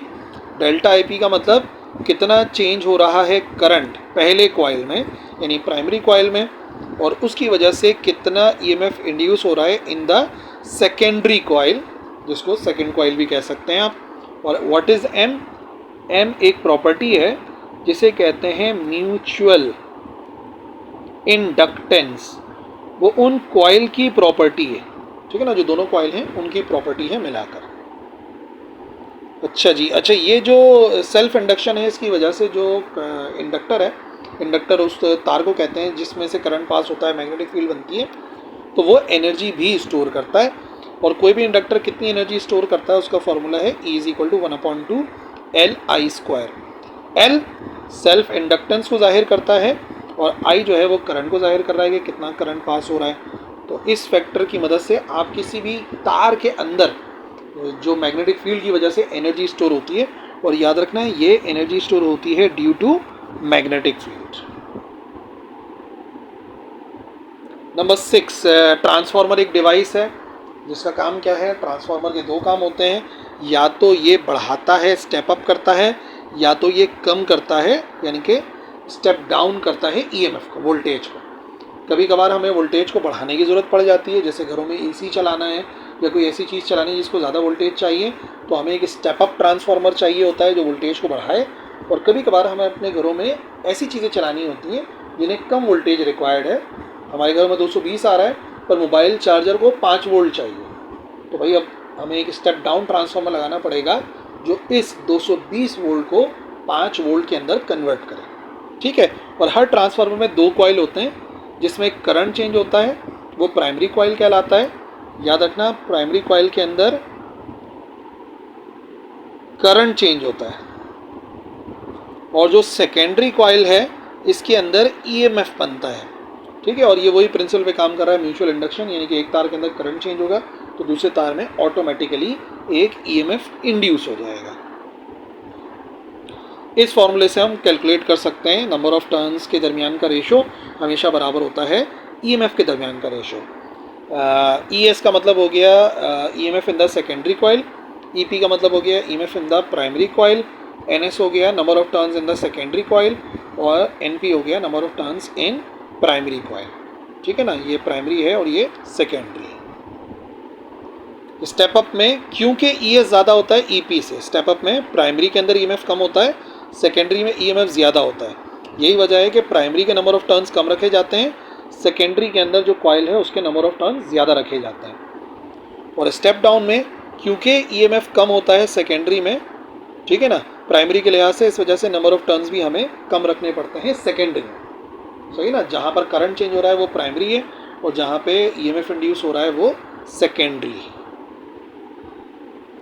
जब भी कोई कॉइल मूव करता है किसी मैग्नेटिक फील्ड में तो उस तार के अंदर ऑटोमेटिकली एक ईएमएफ इंड्यूस हो जाता है, जो कि म्यूचुअल इंडक्शन जो कि हो रहा है Faraday's law of electromagnetic induction की वजह से। और इस ईएमएफ को कहते हैं मोशनल ईएमएफ, जिसको आप फाइंड कर सकते हैं VBL साइन थीटा से। V स्पीड है कॉइल की जिसको मूव कराया जा रहा है, B जो है वो मैग्नेटिक फील्ड है, और लेंथ जो है वो उस कॉइल की लेंथ को जाहिर कर रहा है L, और किस एंगल के ऊपर है वो साइन थीटा से जाहिर होता है। और इसी मोशनल ईएमएफ की मदद से हम एसी जनरेटर को काम कराते हैं। एसी जनरेटर क्या करता है, मैकेनिकल एनर्जी को इलेक्ट्रिकल एनर्जी में कन्वर्ट करता है और ऑल्टरनेटिंग करंट बनाता है। कितना करंट बनाएगा, वो ईएमएफ जो है वो बराबर होता है maximum EMF into sine theta, और मैक्सिमम ईएमएफ कुछ फैक्टर्स पे डिपेंड करता है। आप इसको नॉब से याद रख सकते हो या नवाब से याद रख सकते हो। अगर आप इसको NA ओमेगा बी या N ओमेगा AB कर लो, एक ही बात है, तो नॉब कह लो, नवाब कह लो। ये जो है वो नंबर ऑफ टर्न्स होते हैं, नंबर ऑफ टर्न्स हो गए, एरिया हो गया, और ये जो है ना, ये इंपॉर्टेंट बात है, आपने याद रखना है, ये फ्रीक्वेंसी की मदद से जाहिर कर सकते हैं ना। ओमेगा बराबर होता है 2πf के फ्रीक्वेंसी कितनी है, और B जो है वो मैग्नेटिक फील्ड है। एसी मोटर का काम होता है इलेक्ट्रिकल एनर्जी को मैकेनिकल एनर्जी में कन्वर्ट करना, जिसके कुछ इंपॉर्टेंट कंपोनेंट्स होते हैं। जो रेस्ट वाले कंपोनेंट होते हैं, मैग्नेटिक फील्ड रुकी होती है, स्टेटर है, जो चेंजिंग होती है, रोटेटिंग होती है, उसे कहते हैं रोटर। फिर बेरिंग के अराउंड रोटेट करता है एक रॉड, जिसे शाफ्ट कहते हैं। ठीक है, ये आ गई शाफ्ट। और कूलिंग सिस्टम, एक पंखा लगा होता है जो कि कूल डाउन करने का काम करता है। मेन कंपोनेंट्स एसी मोटर के याद रखने हैं। Unit 20 AC circuits. AC circuits में इस फिगर को देखते हुए कुछ कॉमन बातें हैं जो आपने याद रखनी है। साइकिल किसे कहते हैं, एक कंप्लीट पॉजिटिव और नेगेटिव ऑल्टरनेशन जो होती है, तो समझ लो यहाँ से लेके यहाँ तक जो हो रही है ना, इसे एक साइकिल कहते हैं। फिर इसे एक साइकिल कहते हैं, यानी एक पॉजिटिव और एक नेगेटिव की ऑल्टरनेशन मिलाकर जो वेव फॉर्म बनती है, this is one cycle. Alternation 1/2 of a cycle, यहाँ से लेके यहाँ तक जो है, ये सा जो है वो ऑल्टरनेशन कहलाता है। फ्रीक्वेंसी क्या होती है, कितनी कंप्लीट साइकिल बनती हैं पर सेकंड। एक सेकंड के अंदर कितनी नंबर ऑफ साइकिल्स बनती हैं, साइकिल से मुराद एक क्रस्ट और एक ट्रफ बनेगा, जिसको हर्ट्ज से मेजर करते हैं। This is known as frequency.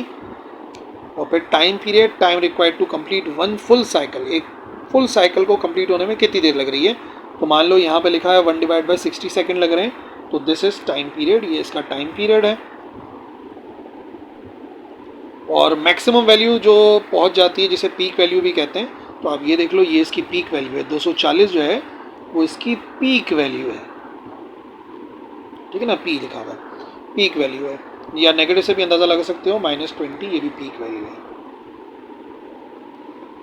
फिर एक वैल्यू होती है जो कि एवरेज वैल्यू होती है, और एवरेज वैल्यू क्या जाहिर करती है, ये इफेक्टिव वैल्यू ऑफ एसी होती है, एक पर्टिकुलर वैल्यू ऑफ एसी होती है जो कि रिप्रेजेंट करती है इक्विवेलेंट डीसी वोल्टेज को, जो कि सेम हीटिंग पावर प्रोड्यूस करता है। उसे कहते हैं root mean square value of voltage. अच्छा, ये हमेशा आप कैलकुलेट कर सकते हो। अगर आपने RMS वैल्यू कैलकुलेट करनी है तो आप पीक वैल्यू का सिर्फ 0.707 से मल्टीप्लाई कर दो, यानी तकरीबन समझ लो वो उसके 70% के बराबर होती है, ठीक है। तो अगर आपको पीक वैल्यू पता है तो आप VRMS वैल्यू कैलकुलेट कर सकते हैं।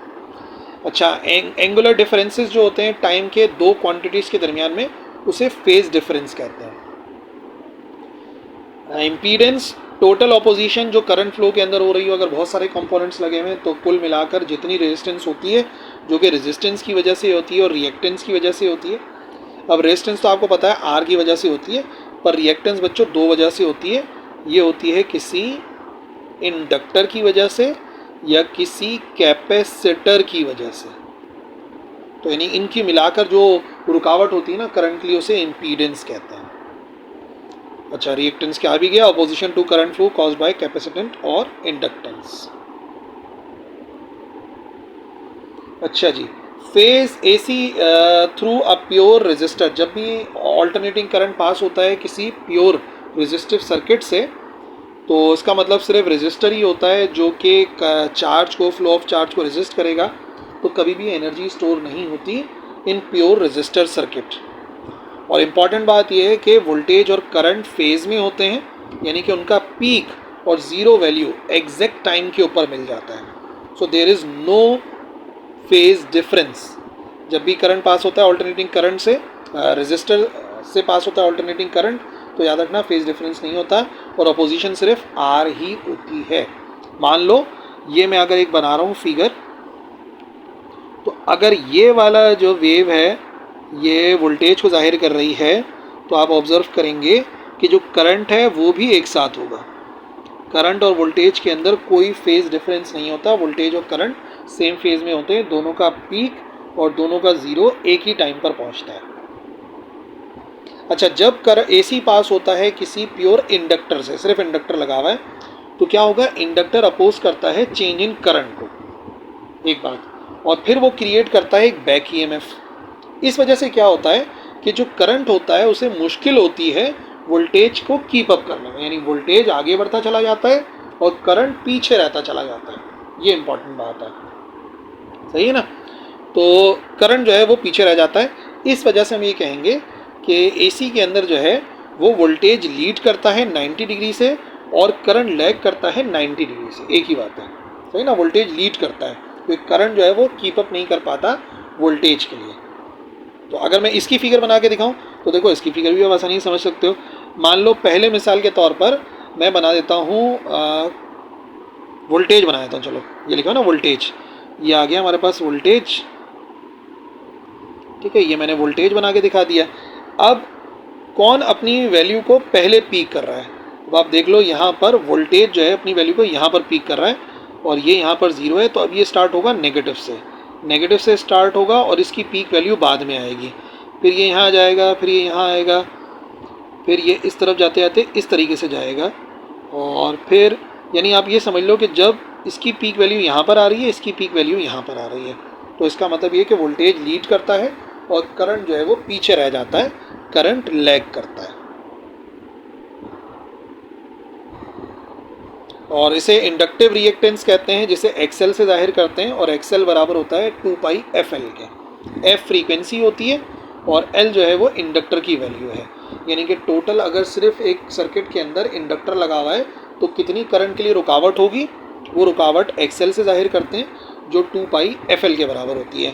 बताने का मकसद ये है कि अगर फ्रीक्वेंसी ज़्यादा तो XL ज़्यादा, ये बात याद रखिएगा। हाई फ्रीक्वेंसी मतलब हाई रिएक्टेंस। और जब करंट पास होता है किसी कैपेसिटर से तो कैपेसिटर चेंज, जो वोल्टेज के अंदर चेंज आता है उसको अपोज करता है। नतीजे में क्या होता है, प्लेट्स चार्जअप होती हैं, करंट जो है वो स्ट्रॉन्ग होता है इनिशियली, फिर ड्रॉप होता है वोल्टेज के अक्रॉस। और यही वजह है कि यहाँ पे करंट जो है वो लीड करता है और वोल्टेज जो है वो पीछे रह जाता है, यानी कि लैग करता है। जो अपोजिशन प्योर कैपेसिटर में होती है उसे कैपेसिटिव रिएक्टेंस कहते हैं, XC से जाहिर करते हैं, और यह है 2 पाई FC के बराबर, 1/2 पाई FC। इसका मतलब है कि फ्रीक्वेंसी ज़्यादा, अगर फ्रीक्वेंसी ज़्यादा होती है तो XC की वैल्यू ऑटोमेटिकली कम हो जाती है। और अगर एक ऐसा सर्किट है जिसके अंदर R यानी कि रेजिस्टर, L यानी कि इंडक्टर और कैपेसिटर यानी कि C सीरीज़ के अंदर लगे हुए हों, तो आप देखेंगे सबसे सेम करंट पास होगा। सेम करंट पास होगा तो टोटल अपोजिशन जो है, क्योंकि वोल्टेजेस आउट ऑफ फेज हैं तो हमें वेक्टर एडिशन इस्तेमाल करनी पड़ती है, यानी कि इस फॉर्मूले के ज़रिए हम टोटल रुकावट, ये टोटल अपोजिशन जो है ना कैलकुलेट कर सकते हैं। टोटल अपोजिशन जो कि R का square plus XL minus XC, इन दोनों का डिफरेंस निकालेंगे, स्क्वायर करेंगे, तब जाके आंसर आता है। और रेजोनेंस कब होता है, रेजोनेंस का मतलब जब XL और XC बराबर हो जाए। तो कंफर्म है कि XL माइनस XC बराबर आएगा 0 के, तो जो इम्पीडेंस होगी वो मिनिमम होगी, सिर्फ और सिर्फ किसकी वजह से होगी, R की वजह से। तो ऐसी सूरत में जो करंट है वो मैक्सिमम पास होता है। याद रखना, इन सीरीज सर्किट जब XL XC के बराबर हो जाता है तो उस कंडीशन में रेजिस्टेंस मिनिमम हो जाती है और करंट जो है वो मैक्सिमम पास होता है थ्रू द सर्किट। और रेजोनेंट फ्रीक्वेंसी यानी जिस फ्रीक्वेंसी पर ऐसा होता है वो इस फॉर्मूले से कैलकुलेट कर सकते हैं, जो कि न्यूमेरिकली बड़ी इंपॉर्टेंट बात है, 1/2 pi under root LC। L inductor की वैल्यू है और C कैपेसिटर की वैल्यू है। और जब पैरेलल सर्किट होता है तो वोल्टेज सबके अक्रॉस सेम रहेगा। टोटल अपोजिशन रेसिप्रोकल्स के अंदर होगी, 1/G बराबर आएगा 1/R का स्क्वायर, 1/XC माइनस 1/XL का होल स्क्वायर।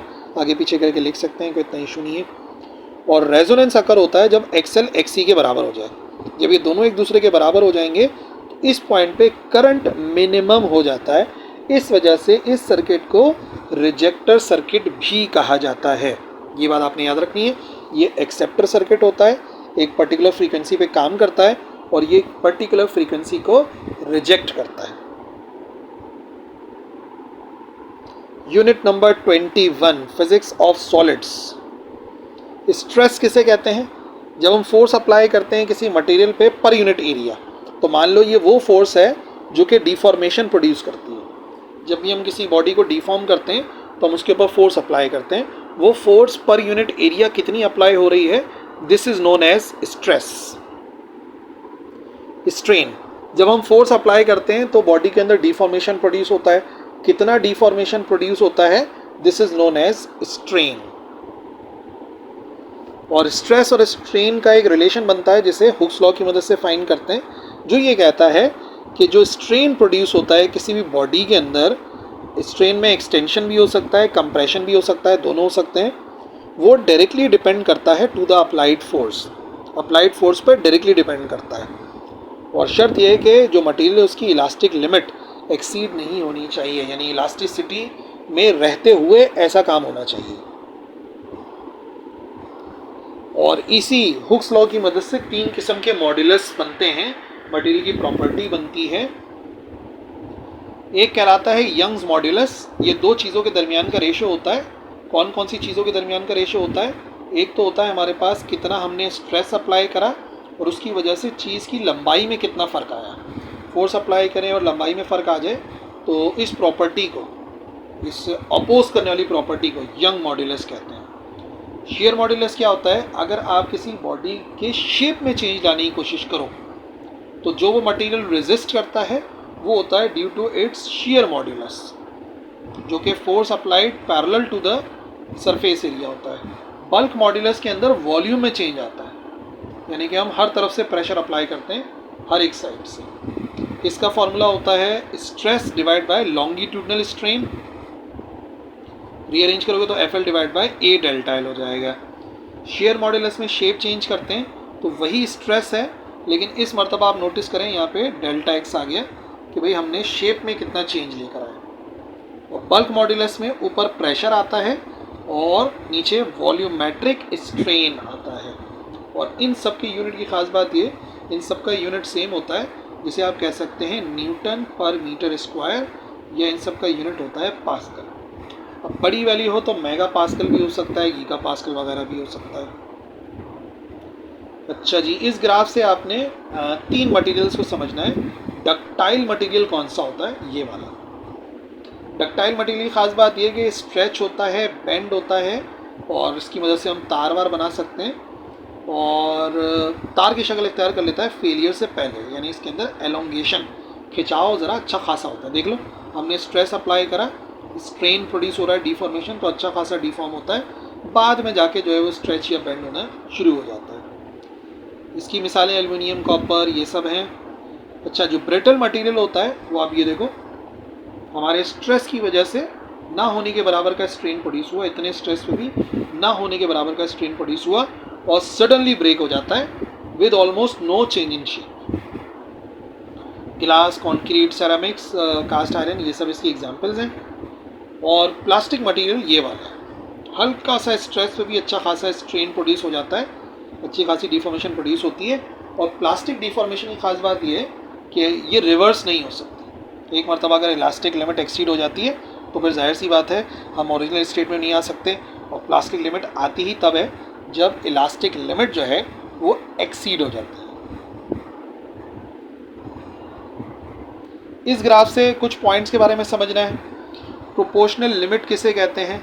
देखो, ये वो लास्ट पॉइंट होता है जहाँ तक हुक्स लॉ फॉलो होता है, ऑलमोस्ट एक स्ट्रेट लाइन। जब भी आप किसी बॉडी के ऊपर स्ट्रेस अप्लाई करते हो, स्ट्रेन प्रोड्यूस होता है, तो एक टाइम तक हुक्स लॉ फॉलो होता है, उस पॉइंट को कहते हैं प्रोपोर्शनल लिमिट। फिर एक आती है इलास्टिक लिमिट। ये वो लास्ट पॉइंट होता है जहाँ तक ऑब्जेक्ट को अगर आप रिलीज़ करते हैं तो वो अपनी ओरिजिनल स्टेट पे वापस आ जाता है। सही है, तो इसको इलास्टिक लिमिट कहते हैं। अच्छा, फिर क्या होता है? फिर एक सी पॉइंट आता है जिसे यील्ड पॉइंट कहते हैं। लोअर यील्ड पॉइंट जो है, एटॉमिक लेयर जो है वो स्लाइड करती है और परमानेंट डिफॉर्मेशन होना शुरू हो जाती है। यहाँ से परमानेंट डिफॉर्मेशन शुरू हो जाती है। अच्छा, मैक्सिमम कितना स्ट्रेस वो झेल सकता है ऑब्जेक्ट, उसे ब्रेकिंग स्ट्रेस कहते हैं। देख लो, मैक्सिमम स्ट्रेस है ना, स्ट्रेस की मैक्सिमम वैल्यू है। तो स्ट्रॉन्गेस्ट जो मटेरियल होता है वो इस पॉइंट के ऊपर पता लग जाता है, और फिर ई पॉइंट के ऊपर या तो टोटल फेलियर हो जाता है, ब्रेक हो जाता है, फ्रैक्चर हो जाता है, जो भी ऑब्जेक्ट होता है। ठीक है, तो बी से पहले पहले पूरी की पूरी इलास्टिक रीजन होता है, और बी के बाद जो है वो प्लास्टिक रीजन स्टार्ट हो जाता है, यानी बॉडी अपनी ओरिजिनल स्टेट में वापस नहीं आती। Number 7, bands theory of solid ये कहती है कि किसी भी आइसोलेटेड एटम के अंदर इलेक्ट्रॉन जो है वो ऑक्यूपाई करते हैं डिस्क्रीट एनर्जी लेवल, लेकिन जब एटम बहुत ज़्यादा करीब आते हैं, जो कि सॉलिड के अंदर होता है, तो जो ये एनर्जी लेवल होते हैं वो ओवरलैप हो जाते हैं, और ओवरलैप होके एनर्जी बैंड कहलाते हैं। अब इनको हम एनर्जी लेवल नहीं कहते, बल्कि इनको हम एनर्जी बैंड कहना शुरू कर देते हैं। समझ गए ना बात? ये सिर्फ सॉलिड्स के अंदर होता है, क्योंकि सॉलिड्स के एटम जब करीब आते हैं तो इतना करीब आते हैं कि आमतौर पे जो एनर्जी लेवल है वो ओवरलैप ही होना शुरू हो जाता है। सही है ना? और इस वजह से जो बैंड्स बनते हैं वो कौन सा बनता है? जो हाईएस्ट एनर्जी लेवल होता है, जिसे अब हम एनर्जी बैंड कहते हैं, जो इलेक्ट्रॉन ऑक्यूपाई करते हैं, वैलेंस इलेक्ट्रॉन, उसे वैलेंस बैंड कहते हैं। ये कम्प्लीटली फिल भी हो सकता है, पार्शियली फिल भी हो सकता है, पर एम्प्टी होना पॉसिबल नहीं है। कंडक्शन बैंड की खास बात यह है कि ये अगला हायर बैंड होता है वैलेंस बैंड के ऊपर। इलेक्ट्रॉन यहाँ पर मूव कर सकते हैं जब वो फ्री हो जाते हैं, तो वो कंडक्ट करते हैं इलेक्ट्रिसिटी, इस वजह से इसे कंडक्शन बैंड कहते हैं, क्योंकि वो कंडक्ट करने लगता है ना इलेक्ट्रिसिटी को। फिर इनके दरमियान में एक नो मैन्स लैंड होती है, एक जगह होती है जहाँ पे इलेक्ट्रॉन रिजाइड नहीं कर सकता, एग्जिस्ट नहीं कर सकता। ठीक है, और इसी की चौड़ाई पे डिपेंड करता है कि मटेरियल कंडक्टर है, इंसुलेटर है या सेमीकंडक्टर है। जैसे कि अगर मिसाल के तौर पर एक लार्ज फॉरबिडन गैप होता है, तो यहाँ से यहाँ पर इलेक्ट्रॉन का जाना बहुत डिफ़िकल्ट होता है। डिफ़िकल्ट होगा तो ये इंसुलेटर है, आमतौर पे करंट को पास नहीं कराता। सेमीकंडक्टर में एक नैरो फॉरबिडन गैप होता है, और नैरो फॉरबिडन गैप की वजह से थोड़ी सी एनर्जी मिलती है, तो चार्जेस मूव कर जाते हैं कंडक्शन बैंड में, और जब कंडक्शन बैंड में चले गए तो कंडक्शन स्टार्ट कर देते हैं। ये सेमीकंडक्टर की प्रॉपर्टी है। और फिर कंडक्टर में तो ऑलमोस्ट दोनों ओवरलैप हुए हुए होते हैं, यानी समझ लो जो इलेक्ट्रॉन वैलेंस बैंड में होता है वो समझ लो कि कंडक्शन बैंड में ईजिली उसकी ट्रांसफ़र हो सकती है। यही वजह है कि कंडक्टर्स जो है वो ईजिली इलेक्ट्रिसिटी को कंडक्ट करते हैं। अच्छा, मैग्नेटिक प्रॉपर्टीज़ भी हैं। मैग्नेटिक 3 किस्म के मटेरियल होते हैं, एक फेरोमैग्नेटिक मटेरियल कहलाता है, पैरामैग्नेटिक और डायमैग्नेटिक। कीवर्ड जो है आपने याद रखने हैं। इनके मैग्नेटिक मूवमेंट एक दूसरे से अलाइन होते हैं पैरेलल, और जब इनको एक एक्सटर्नल मैग्नेटिक फील्ड में एक्सपोज करते हैं तो ये स्ट्रांगली मैग्नेटाइज हो जाते हैं, स्ट्रॉन्ग मैग्नेट बनाते हैं, जैसे कि आयरन, कोबाल्ट, निकल। पैरामैग्नेटिक वो होते हैं जिनके जो इंडिविजुअल मैग्नेटिक मोमेंट्स होते हैं वो रैंडमली अरेंज होते हैं। ये रैंडमली था, ये पैरेलल था, तो ये वीकली मैग्नेटाइज होते हैं, स्ट्रॉन्ग नहीं होते, वीक मैग्नेट। यानी समझ लो ये है स्ट्रॉन्ग मैग्नेट, ये है वीक मैग्नेट। एल्यूमिनियम है, प्लैटिनियम है, टाइटेनियम। डायमैग्नेटिक क्या है, इनकी कोई इंट्रिंसिक मैग्नेटिक मूवमेंट नहीं होती, तो जब इनको एक्सपोज करते हैं किसी एक्सटर्नल मैग्नेटिक फील्ड के तो ये डेवलप करते हैं एक वीक नेगेटिव मैग्नेटाइजेशन, जो कि अपोज करती है हमारी अप्लाइड फील्ड को, जो कि कॉपर करता है, बिस्मथ करता है। ठीक है ना, तो ये जो है बाकायदा अपोज करते हैं विद वीक मैग्नेटिक फील्ड।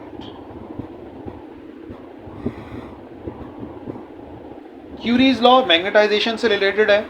जब भी मैग्नेटाइजेशन की जाती है किसी पैरामैग्नेटिक मटेरियल में तो वो डायरेक्टली पोटेंशियल होती है to the applied magnetic field, और अगर इस ऑब्जेक्ट को हम हीट करते हैं तो मैग्नेटाइजेशन जो है वो टेम्परेचर के इन्वर्सली पोटेंशियल होती है। मतलब ये है कि जो मैग्नेटाइजेशन हो रही है, ये है मैग्नेटाइजेशन, वो डायरेक्टली तो डिपेंड करती है अप्लाइड मैग्नेटिक फील्ड पर, और इन्वर्सली डिपेंड करती है टेम्परेचर पे। टेम्परेचर ज़्यादा, मैग्नेटाइजेशन कम, टेम्परेचर कम, मैग्नेटाइजेशन ज़्यादा, और ये जो है वो क्यूरीज कांस्टेंट कहलाता है, ये कांस्टेंट वैल्यू। ठीक है, ये एक लूप है, हिस्टैरिसीस लूप कहते हैं। कुछ छोटे मोटे इंपॉर्टेंट पॉइंट याद कर लो। मैग्नेटाइजेशन टू सैचुरेशन, अगर हम स्टार्ट करते हैं एक अनमैग्नेटाइज स्टेट से, यहाँ से हम स्टार्ट करते हैं, मैग्नेटाइज नहीं है, तो आप नोटिस करेंगे कि H इंक्रीज होगा, B इंक्रीज होगा। जैसे जैसे आप H को बढ़ाते चले जा रहे हैं, B भी बढ़ता चला जा रहा है। H बढ़ रहा है तो B भी बढ़ता चला जा रहा है, लेकिन एक पॉइंट ऐसा भी आता है कि बढ़ना बंद हो जाता है ये, तो इसका मतलब बॉडी पहुंच गई सैचुरेशन तक। सही ना भाई, शुरुआत में तो आप देखो कि H बढ़ाने से B बढ़ रहा है, लेकिन फिर एक ऐसा टाइम आता है B बढ़ना जो है वो कम हो जाता है, इसे कहते हैं सैचुरेशन, फुल्ली मैग्नेटाइज हो गया। अच्छा, फिर जब एक्सटर्नल मैग्नेटिक फील्ड को यानी कि H को हम ज़ीरो कर देते हैं तो मटेरियल कुछ हद तक मैग्नेटाइज रहता है। अगर मान लो कि मैंने मैग्नेटिक फील्ड को कम भी कर दिया, देखो यहाँ पे आते आते आते आते हमने अप्लाइड मैग्नेटिक फील्ड को ज़ीरो कर दिया, लेकिन फिर भी मैग्नेटाइज तो रहा, सही है, इस वैल्यू पर। तो इस वैल्यू को कहते हैं रिटेंटिविटी। ये परमानेंट मैग्नेट इसके मतलब बलबूते के ऊपर काम करता है कि वो रिटेंशन करता है। अप्लाइड मैग्नेटिक फील्ड को अगर रिमूव भी कर देते हैं तब भी वो मैग्नेटाइज रहता है। फिर एक चीज़ होती है कोर्सिविटी। कोर्सिविटी की खास बात यह है कि जब हम मैग्नेटिज्म को एकदम ज़ीरो भी कर देते हैं, ठीक है, और आप पीछे की तरफ ले आओ, ये कोर्सिविटी आ गई। आप नोटिस करेंगे यहाँ पर हमने नेगेटिव मैग्नेटिक फील्ड अप्लाई की हुई है, बट स्टिल वो जो सब्सटेंस है वो मैग्नेटिक प्रॉपर्टी शो नहीं कर रहा, तो इसे कोर्सिव फोर्स कहते हैं या कोर्सिविटी कहते हैं। Unit number 22, solid state of electronics. Intrinsic semiconductor किसे कहते हैं? प्योर क्रिस्टल, यानी कि तमाम एलिमेंट जो ग्रुप 4A से ताल्लुक़ रखते हैं उन्हें इंट्रिंसिक सेमीकंडक्टर कहते हैं। और इंट्रिंसिक सेमीकंडक्टर के अंदर equal number of free electrons और होल्स होते हैं, ठीक है, कोई स्पेसिफिक नहीं होता। कंडक्टिविटी बहुत कम होती है रूम टेम्परेचर पे, लेकिन जब हम उसमें डोपिंग कर देते हैं, डोपिंग का मतलब उसमें हम मिलावट कर देते हैं, तो एक एक्सट्रिंसिक सेमीकंडक्टर बनता है। दो टाइप के होते हैं। एन टाइप का कब होता है? जब उसमें मिलावट करते हैं किसी पेंटावेलेंट एलिमेंट की। पेंटावेलेंट यानी कि 5A से, जिसके आखिरी शेल के अंदर 5 इलेक्ट्रॉन होते हैं। अगर हम ऐसे मटेरियल की मिलावट करते हैं, ठीक है, तो उसे कहते हैं, एक जो मटेरियल बनता है उसे कहते हैं एन टाइप सब्सटेंस। और जो इसके अंदर डोपिंग की जाती है उस टाइप को कहते हैं डोनर डोपिंग। ठीक है, डोनर डोपिंग कहलाती है, जो आमतौर पर फॉस्फोरस या आर्सेनिक से करते हैं। और फिर जब हम इसमें शामिल कर देते हैं पांचवें ग्रुप का एलिमेंट, तो बहुत सारे इलेक्ट्रॉन्स फ्री रह जाते हैं, तो इसके अंदर मेजॉरिटी चार्ज कैरियर्स इलेक्ट्रॉन होते हैं। आपको पता है इलेक्ट्रॉन्स पे नेगेटिव चार्ज होता है, तभी इसे कहते हैं N type semiconductor. P type तब बनता है जब उसमें हम कोई ट्राइवेलेंट इम्प्योरिटी शामिल कर देते हैं, जैसे बोरॉन या एल्युमिनियम, और अगर ट्राइवेलेंट है तो इसका मतलब उसका ताल्लुक ग्रुप 3A से है। डोपिंग का नाम है एक्सेप्टर डोपिंग। ठीक है, और फिर जब हम ट्राइवेलेंट शामिल करते हैं तो बहुत सारी खाली जगह रह जाती है जहाँ पे इलेक्ट्रॉन बॉन्ड नहीं बना पाता, तो ऐसी सूरत के अंदर यहाँ पर बहुत सारे होल्स रह जाते हैं, खाली जगह रह जाती है। और याद रखना, होल्स कैरी करता है पॉजिटिव चार्ज, इसी वजह से इस मटेरियल को पी टाइप मटेरियल कहते हैं। अच्छा जी, फिर इसी पी टाइप और एन टाइप सब्सटेंस को मिला के पी एन जंक्शन बनता है, जिसे डायोड कहते हैं। और डायोड में सबसे पहले जब जोड़ते हैं तो एक बैरियर बनता है जो चार्ज कैरियर्स को रोकता है। सही है, ये इंटरनल वोल्टेज होता है जो फर्दर मूवमेंट को रोक देता है। सिलिकॉन के लिए वैल्यू 0.7 वोल्ट होती है और जर्मेनियम के लिए 0.3 वोल्ट, ये आपने याद रखना है। Potential barrier for silicon is 0.7 volt और उसके लिए जर्मेनियम के लिए होता है 0.3 वोल्ट। और पीएन जंक्शन को बैटरी से जोड़ने के दो तरीके हैं। बाइसिंग का मतलब बैटरी से कनेक्ट करना। दो तरीके हो सकते हैं, एक होता है फॉरवर्ड बाइस्ड, यानी पी टाइप सब्सटेंस। देखो, जब पीएन जंक्शन बना है तो एक पी वाली साइड होती है जहाँ पर होल्स होते हैं, और एक इलेक्ट्रॉन वाली साइड होती है जो कि एन साइड कहलाती है। अगर पी वाली टाइप को साइड को बैटरी के पॉजिटिव से जोड़ दें और एन को बैटरी के नेगेटिव से जोड़ दें तो इसे फॉरवर्ड बाइसिंग कहते हैं। इसमें डिप्लीशन लेयर बहुत छोटी हो जाती है और करंट इजीली फ्लो करता है। फॉरवर्ड बाइसिंग के अंदर मैक्सिमम करंट पास होता है। और अगर अपोजिट जोड़ दें, यानी पी वाली साइड को बैटरी के नेगेटिव से जोड़ दें और एन वाली साइड को बैटरी के पॉजिटिव से जोड़ दें, तो डिप्लीशन लेयर चौड़ी हो जाती है, करंट फ्लो नहीं करता। ना होने के बराबर अगर करंट फ्लो करता है उसे लीकेज करंट कहते हैं। इसी डायोड से हम रेक्टिफिकेशन करते हैं। दो किस्म की रेक्टिफिकेशन होती है। अगर एक डायोड लगाते हैं, रेक्टिफाई करने का मतलब एसी से डीसी में कन्वर्ट करना। ऑल्टरनेटिंग करंट जो अपनी डायरेक्शन को बदलता रहता है, उससे हम डीसी को कन्वर्ट करते हैं, डीसी में कन्वर्ट करते हैं, जो कि अपनी डायरेक्शन को चेंज नहीं करता। हाफ वेव में एक डायोड लगाते हैं और सिर्फ हाफ वेव जो है, ये पूरी साइकिल है ना, इसमें से हाफ साइकिल जो है वो कन्वर्ट होती है, तो एफिशिएंसी लो है, जाहिर सी बात है। और अगर दो डायोड लगा दें या चार डायोड लगा दें तो नतीजे में बनता है फुल वेव रेक्टिफिकेशन। ठीक है, और इसके अंदर पूरी की पूरी साइकिल जो है ऑल्टरनेट करंट की डायरेक्ट करंट में कन्वर्ट हो जाती है। दैट्स वाई इसकी एफिशिएंसी हाई होती है। और फिर बनेगा यहाँ पर ट्रांजिस्टर, जिसे बाइपोलर जंक्शन ट्रांजिस्टर कहते हैं। ट्रांजिस्टर एक मटेरियल होता है जो कब बनता है, जब एक टाइप ऑफ सेमीकंडक्टर को दूसरी टाइप में हम सैंडविच कर देते हैं। हमें पता है एक पी टाइप सब्सटेंस होता है, एक एन टाइप होता है। तो अगर पी टाइप को दो एन के दरमियान में जोड़ दें या फिर दो पी के दरमियान में एक एन टाइप को जोड़ दें, तो जो सब्सटेंस है वो ट्रांजिस्टर कहलाता है। और ट्रांजिस्टर के काम आगे बताता हूँ। तो इसका मतलब है कि एक बनेगा एनपीएन और एक बनेगा पीएन। ज़्यादा कॉमन एनपीएन है। जब तीन बनते हैं तो तीन टर्मिनल्स होते हैं, एक कहलाता है इमिटर, बेस, कलेक्टर। मान लो ये इमिटर है, ये बेस है, ये कलेक्टर है। और स्पेसिफिक बात क्या है, इमिटर को हमेशा हैवीली डोप करते हैं और ये चार्ज को सप्लाई करने का काम करता है। सेंटर वाला जो है वो लाइटली डोप्ड होता है और कंट्रोल करता है, इसका काम होता है कंट्रोल करना फ्लो को। और कलेक्टर जो है ये मतलब ना हैवी होता है ना लाइट होता है, मॉडरेटली डोप्ड होता है और इसका काम होता है कलेक्ट करना। इमिटर सप्लाई करना या इमिट करना, कलेक्टर का काम होता है कलेक्ट करना। और एक फंडामेंटल इक्वेशन होती है, यानी कि जो भी इमिटर करंट होता है वो हमेशा बराबर होता है base current plus collector current. ये आपने याद रखनी है वैल्यू। ट्रांजिस्टर को दो तरीक़ों से इस्तेमाल करते हैं। एक तो इसका काम होता है एम्पलीफाई करने का, यानी कि अगर बेस करंट के अंदर एक स्मॉल चेंज लेकर आए और उसकी वजह से कलेक्टर करंट के अंदर एक लार्ज करंट प्रोड्यूस हो जाए, चेंज आ जाए, तो हम ये कहते हैं ट्रांजिस्टर एम्पलीफाई करने का काम कर रहा है। और उसके लिए करंट गेन की इक्वेशन इस्तेमाल होती है बीटा, जो बराबर होता है IC डिवाइड बाय IB के, ठीक है। और अगर स्विच के तौर पे इस्तेमाल करते हैं तो स्विच में दो इंपॉर्टेंट रीजन के नाम याद रखने, एक कट ऑफ रीजन होता है, एक सैचुरेशन रीजन। जब हम स्विच को ऑफ करते हैं तो बेस करंट ज़ीरो हो जाता है, यानी कि हमारा स्विच जो है वो ऑफ हो जाता है।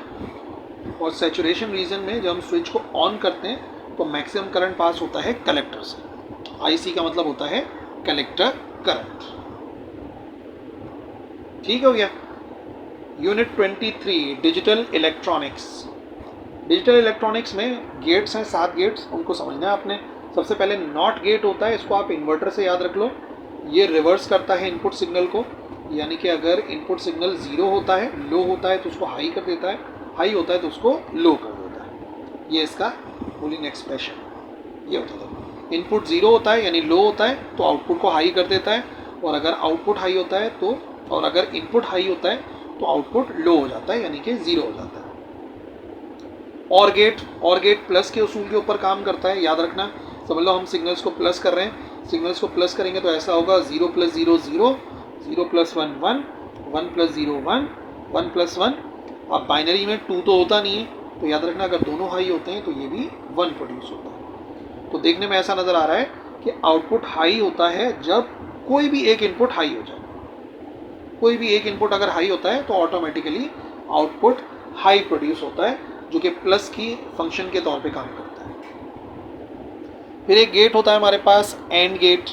एंड गेट समझ लो मल्टीप्लिकेशन का काम करता है, जैसे कि 0 × 0 0, 0 × 1 0, 1 × 0 0 और 1 × 1 1। यानी यहाँ पर हाई आउटपुट सिर्फ तभी आता है जब सारे के सारे इनपुट क्या होते हैं, हाई होते हैं, when all the inputs are high. तो इसको आप मल्टीप्लिकेशन से याद रख सकते हैं, एंड गेट। फिर एक गेट आता है नॉर गेट। दो चीज़ों को मिलाना पड़ेगा आपको, नॉट गेट और गेट को मिलाना पड़ेगा। यानी प्लस तो होगा लेकिन उसके बाद हमें सिग्नल को इन्वर्ट करना है। क्या मतलब, अगर प्लस करते हैं तो 0 + 0 होना चाहिए था 0, लेकिन इन्वर्ट करके 1 हो जाता है। फिर 0 + 1 एक्चुअली 1 होना चाहिए था, इन्वर्ट करके 0 हो जाता है। 1 + 0 1, इन्वर्ट करके 0, 1 + 1 1 होता है, बट इन्वर्ट करके उसको हम 0 कर देते हैं। तो इसका मतलब हाई आउटपुट सिर्फ तब आता है जब सारे के सारे इनपुट्स लो होते हैं। उल्टी बात हो गई ना। पांचवा गेट होता है नैंड गेट। एंड और नॉट को मिलाकर आता है, यानी पहले आपने मल्टीप्लाई करना है फिर उसका इन्वर्ट करना है। 0 × 0 वैसे तो 0 होता है, इन्वर्ट होके 1 हो जाएगा। 1 × 0 वैसे 0 होता है, इन्वर्ट होके 1 हो जाएगा। 1 × 0 0 होता है, इन्वर्ट होके 1 हो जाएगा। और 1 × 1 इन्वर्ट होके हो जाएगा बराबर 0।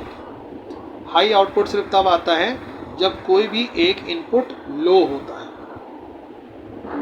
दो गेट्स और हैं, स्पेशल गेट्स हैं, एक्सक्लूसिव गेट्स कहलाते हैं। एक्सक्लूसिव और आउटपुट हाई आता है जब हाई इनपुट्स ऑड नंबर में है। देखो यहाँ पर एक हाई इनपुट है ना, यहाँ पे कितने हैं, यहाँ पे 0 हाई इनपुट है, कोई भी नहीं है ना। 0 एक इवन नंबर है तो आउटपुट 0 आ रहा है। यहाँ पर एक हाई इनपुट है, एक होता है ऑड, तो इसका मतलब आउटपुट हाई आएगा। यहाँ पर भी एक आउटपुट जो है वो हाई है, एक होता है ऑड, तो आउटपुट 1 आ गया।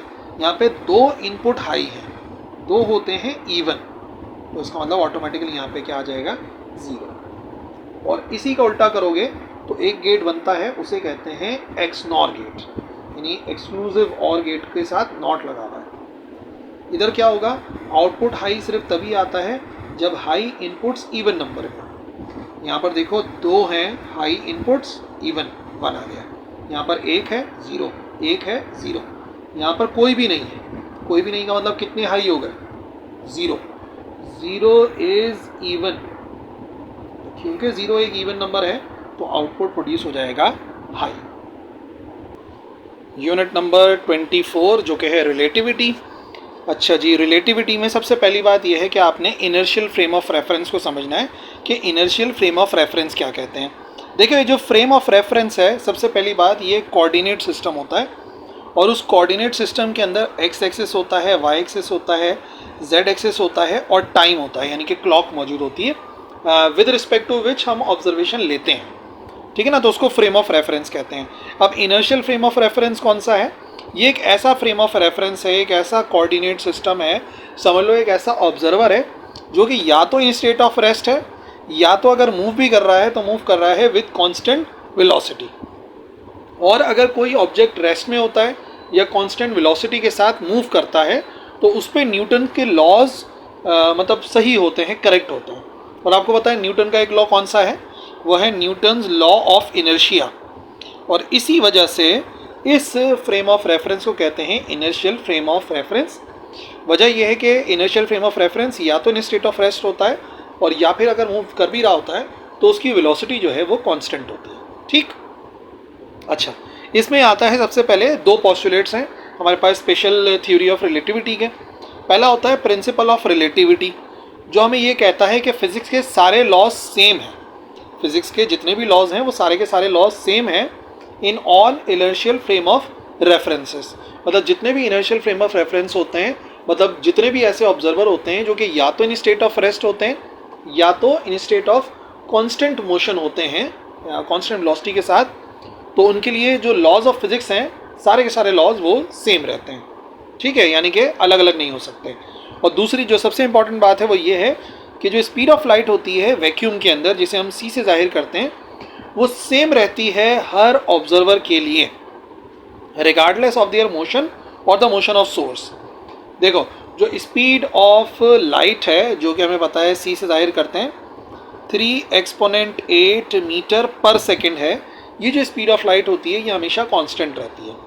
पर जैसे कि हम जानते हैं कि ऑब्जर्वर के या सोर्स के मूव होने की वजह से आमतौर पे वेलोसिटीज़ बदलती हैं, लेकिन बताने का मकसद ये है कि जो स्पीड ऑफ लाइट होती है वो ना ऑब्जर्वर पे डिपेंड करती है ना ही वो सोर्स पे डिपेंड करती है, बल्कि वो एक यूनिवर्सल कांस्टेंट है और वो कांस्टेंट वैल्यू होती है 3 एक्सपोनेंट 8 मीटर पर सेकेंड, और इसी को कहते हैं constancy of speed of light.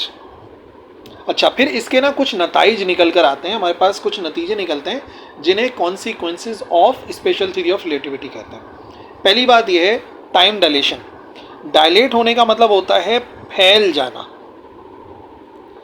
ठीक है, इसको आपने याद रखना है, इसका मतलब होता है फैलना।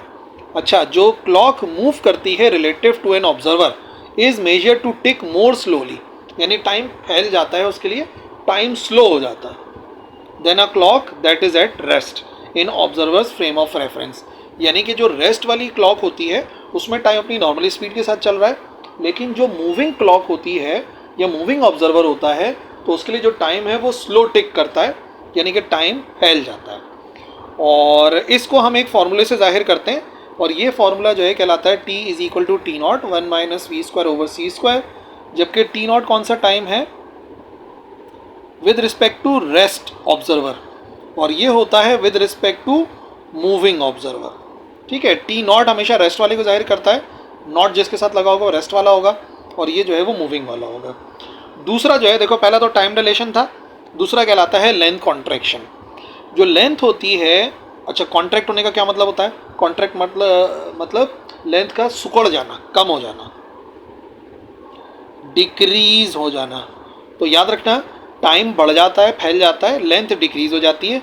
Length of object measured by someone in a frame moving relative to object is shorter, length कम हो जाती है as compare to proper length. और फिर वही बात है कि ये जो लिखा हुआ नज़र आ रहा है ये तो जाहिर कर रहा है प्रॉपर लेंथ को, यानी असल लेंथ को, और ये वो लेंथ है जो कौन ऑब्जर्व करेगा? जो मूविंग ऑब्जर्वर ऑब्जर्व करेगा। बाकी v देख लो उस ऑब्जर्वर की स्पीड है, ठीक है, और ये तो स्पीड ऑफ लाइट है जो कि कांस्टेंट होती है 3 एक्सपोनेंट 8 मीटर पर सेकेंड। टाइम फैल जाता है, लेंथ सिकुड़ जाती है, और मास के साथ क्या हो रहा है? जैसे जैसे ऑब्जेक्ट की स्पीड बढ़ती है उसका रिलेटिविस्टिक मास भी बढ़ता रहता है। टाइम बढ़ता है, लेंथ कम होती है और मास भी बढ़ जाता है। यही वजह है कि आम तौर पे जब किसी बॉडी को हम एक्सेलरेट करते हैं तो जब मास बढ़ता रहेगा जाहिर सी बात है एक्सेलरेट करना मुश्किल होगा, हार्डर होगा। और ये बड़ी इंपॉर्टेंट बात है, कोई भी ऑब्जेक्ट जिसका मास होता है वो कभी स्पीड ऑफ लाइट को नहीं पहुंच सकता, क्योंकि अगर वो स्पीड ऑफ लाइट को पहुंचेगा तो उसका मास अनडिफाइंड हो जाएगा, क्योंकि आंसर आता है m0 divide by infinity, m0 divide by zero. और m0 डिवाइड बाय ज़ीरो अगर आप देखते हैं तो इन्फिनिटी या अनडिफाइंड आता है। तो ऐसा पॉसिबल ही नहीं है कि कोई ऑब्जेक्ट स्पीड ऑफ लाइट से ट्रैवल करे जिसके पास मास है। और चौथा कॉन्सिक्वेंस जो है वो कहलाता है मास एनर्जी इक्विवेलेंस, जिसके मुताबिक E = mc², मतलब मास और एनर्जी एक ही बात है। सही है, मास can be converted into energy and energy can be converted into mass. और इस फॉर्मूले से एक बड़ी सिंपल सी बात है कि मास जो है वो highly concentrated form of energy है, यानी mass is also a form of energy. तो 4 इसके कॉन्सिक्वेंसेज हैं। टाइम फैल जाता है, लेंथ कॉन्ट्रैक्ट हो जाती है, मास बढ़ जाता है, और मास एनर्जी इक्विवेलेंस है, यानी मास और एनर्जी जो है वो एक ही बात होती है। Unit number 25 quantum physics. सबसे पहली बात क्वांटम फिजिक्स में आपको समझनी है ब्लैक बॉडी किसे कहते हैं। याद रखना, ब्लैक बॉडी वो बॉडी है जो सारी की सारी रेडिएशन को एब्जॉर्ब करती है, और जो वो इमिट करती है तो वो एक कंटिन्यूस स्पेक्ट्रम इमिट करती है, जो सिर्फ और सिर्फ डिपेंड करता है टेम्परेचर पे, टी पे। टेम्परेचर को आप वेरी करेंगे ब्लैक बॉडी की तो उससे निकलने वाली रेडिएशन चेंज हो जाएगी, टेम्परेचर को डिक्रीज करेंगे तो इंटेंसिटी बदल जाएगी। ब्लैक बॉडी कहते हैं इस वजह से क्योंकि अपने ऊपर पड़ने वाली तमाम रेडिएशन को एब्जॉर्ब कर लेती है। और इसके लॉज हैं, 4 laws of black body radiation है। सबसे पहला वीन्स डिस्प्लेसमेंट लॉ कहलाता है। ये लॉ ये कहता है कि जितना ज़्यादा टेम्परेचर होता है उतनी शॉर्टर पीक वेवलेंथ, जो मैक्सिमम इंटेंसिटी वाली वेवलेंथ होती है, वो हमेशा शॉर्टर हो जाती है। टेम्परेचर ज़्यादा और wavelength for maximum intensity decrease हो जाती है। यही वजह है कि जो रेड चीज़ आपको नज़र आएगी ना, रेड हॉट, याद रखना उसका टेम्परेचर कम होता है। क्यों टेम्परेचर कम होता है? क्योंकि उसकी वेवलेंथ ज़्यादा होती है। और अगर आपको कोई स्टार या कोई भी चीज़ ग्लो करती हुई ब्लू नज़र आ रही है तो ब्लू का मतलब उसका टेम्परेचर सबसे ज़्यादा है, क्योंकि ब्लू की वेवलेंथ सबसे कम होती है। This is Wien's displacement law. Stefan Boltzmann law ये कहता है कि टेम्परेचर ज़्यादा होता है तो नतीजे में क्या होता है, जो टोटल पावर होती है उसमें मैसिव चेंज आता है। क्यों मैसिव चेंज आता है? क्योंकि पावर इमिटेड बाय या intensity emitted by black bodies वो डायरेक्टली डिपेंड करती हैं 4th power of its absolute temperature. Absolute temperature है तो आपको इसको केल्विन में पुट करना पड़ेगा, और 4th पावर के लिहाज से वेरी करती है स्टीफन बोल्ट्जमैन लॉ के मुताबिक। और रिले जीन्स लॉ के मुताबिक जितनी वेवलेंथ शॉर्ट होती है उतना मैसिव इंक्रीज आता है टोटल पावर में, क्योंकि ये इन्वर्सली रिलेटेड है। वेवलेंथ ज़्यादा, पावर या इंटेंसिटी कम, वेवलेंथ कम, इंटेंसिटी ज़्यादा। पर इन तीनों लॉस की ख़ास बात यह है कि इनमें एक डिफेक्ट पाया जाता है, फेलियर पाया जाता है। वो ये है कि क्लासिकल फिज़िक्स एक्सप्लेन नहीं करती कि क्यों हॉट ऑब्जेक्ट्स इमिट नहीं करते इनफाइनाइट अल्ट्रावायलेट रेडिएशन, जिसे अल्ट्रावायलेट कैटास्ट्रॉफी कहते हैं। तो अल्ट्रावायलेट कैटास्ट्रॉफी ही वो रीज़न है जिसकी वजह से ये लॉज फेल होते हैं, क्लासिकल फिज़िक्स जो है वो फेल होती है। और फिर इसको एक्सप्लेन करता है हमारा मैक्स प्लैंक, और ये देता है max planks law. Planks law के मुताबिक जो एनर्जी इमिट होती है वो कंटिन्यूसली इमिट नहीं होती, बल्कि डिस्क्रीट पैकेट्स में इमिट होती है। और प्लैंक ने उन पैकेट्स को नाम दिया था क्वांटा का। डिस्क्रीट अमाउंट होता है, मतलब समझ लो कि 10-10 के अमाउंट के अंदर इंक्रीज हो रही है तो 10 होगी, 20 होगी, 30 होगी, 15 नहीं हो सकती, 25 लगातार नहीं हो सकती, बल्कि पैकेट्स की सूरत में इमिट होती है। और फोटोन, आइंस्टाइन ने इसी बात को एक्सटेंड करा, उन्होंने जो है वो फोटोन को एक्चुअली पार्टिकल ऑफ लाइट का नाम दिया। मतलब वो जो पैकेट था जिसे क्वांटा कह रहा था मैक्स प्लैंक, आइंस्टाइन ने उसको फोटोन का नाम दिया था। और ये जो फोटोन होता है बेसिकली इसकी एनर्जी को इस फॉर्मूले से जाहिर कर सकते हैं। h होता है प्लैंक्स कांस्टेंट 6.63 एक्सपोनेंट -34, और अगर वेवलेंथ के लिहाज से लिखना है तो ये बराबर होता है hc/λ के। तो कभी भी आपने वेवलेंथ से एनर्जी निकालनी हो, एनर्जी से वेवलेंथ कैलकुलेट करनी हो, यही एक फार्मूला है जिसको हम इस्तेमाल करते हैं। तो अब समझ लो, अगर किसी पार्टिकल की बात हो रही है तो E बराबर होता है mc² के। ये किसकी बात हो रही है? पार्टिकल की, जिसका क्या होता है? मास होता है। और जिस चीज़ का मास नहीं होता तो उसके लिए hc/λ लैम्डा, या HF भी लिख सकते हैं आप, ये वेव के लिए इस्तेमाल होता है। Next, photo electric effect. Photo photon से आया, इलेक्ट्रिक इलेक्ट्रॉन से आया। किसी भी मेटल की सरफेस से इलेक्ट्रॉन्स का इमिट होना जब एक स्पेसिफिक फ्रीक्वेंसी उसके ऊपर शाइन करती है, इस इफेक्ट को कहते हैं फोटो इलेक्ट्रिक इफेक्ट। सही है। फोटो इलेक्ट्रिक इफेक्ट से मुराद जब एक ख़ास फ्रीक्वेंसी वाली लाइट किसी मेटल सरफेस पे पड़ती है तो उस मेटल सरफेस से इलेक्ट्रॉन्स इमिट होते हैं। और इसमें ऑब्जर्वेशन क्या है, एक ख़ास फ्रीक्वेंसी होती है जिसे थ्रेशोल्ड फ्रीक्वेंसी कहते हैं। इस फ्रीक्वेंसी से नीचे यानी पहले इलेक्ट्रॉन्स इमिट नहीं होते, चाहे आप इंटेंसिटी को कितना ही क्यों ना बढ़ा लो।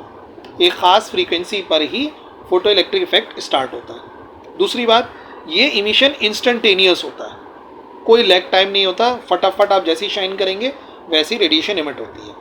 और जो काइनेटिक एनर्जी होती है इन फोटो इलेक्ट्रॉन्स की, वो सिर्फ और सिर्फ फ्रीक्वेंसी पर डिपेंड करती है, इंटेंसिटी पर डिपेंड नहीं करती है। ठीक है ना। तो ये भी फोटो इलेक्ट्रिक इफेक्ट के फीचर्स में से एक है। फिर एक इक्वेशन बनती है जिसके मुताबिक जब हम एनर्जी प्रोवाइड करते हैं फोटोन की, इंसिडेंट फोटोन की एनर्जी, तो इंसिडेंट फोटोन की एनर्जी सबसे पहले तो जाके कन्वर्ट होती है उस मेटल के ख़िलाफ़ काम करने के लिए। इसे वर्क फंक्शन करते हैं, यानी कि जो इलेक्ट्रॉन है वो मेटल सरफेस से निकलने के लिए वर्क करता है, और बाकी जो उसकी एनर्जी बचती है वो काइनेटिक एनर्जी के तौर पे हमें नज़र आती है। या फिर हम ऐसे लिख सकते हैं HF is equal to HF0 1/2 mv²। और F0 मैंने आपको बताया, F0 किसको शो करता है, F0 शो करता है थ्रेशोल्ड फ्रीक्वेंसी। तीसरा है कॉम्पटन इफेक्ट। कॉम्पटन इफेक्ट हमें ये बताता है कि वेवलेंथ बढ़ जाती है किसी भी रेडिएशन की, जैसे कि एक्स रे या गैमा रे, जब वो किसी इलेक्ट्रॉन से स्कैटर करता है। यानी कि जब भी हाई फ्रीक्वेंसी रेडिएशन जैसे कि एक्स रे या गैमा रे टकराती है किसी इलेक्ट्रॉन के साथ, सही है, ये हाई फ्रीक्वेंसी रेडिएशन है, इलेक्ट्रॉन के साथ टकराती है, तो पहली बात ये कि एक एंगल के ऊपर डिफ्लेक्ट हो जाती है और इलेक्ट्रॉन मूव कर जाता है एक एंगल पर। तो इम्पॉर्टेंट बात यह है कि अगर इसकी वेवलेंथ λ1 है, इसकी वेवलेंथ λ2 है, तो λ2 इज़ ग्रेटर देन λ1। वेवलेंथ का बढ़ जाना टकराने की वजह से कॉम्पटन इफेक्ट कहलाता है। और ये प्रोवाइड करता है कि फोटोन बेसिकली मोमेंटम को कैरी करते हैं और वो बिल्कुल टकराते हैं जैसे दो स्नोकर की बॉल टकराती हैं। ये सिग्निफिकेंस है इसकी।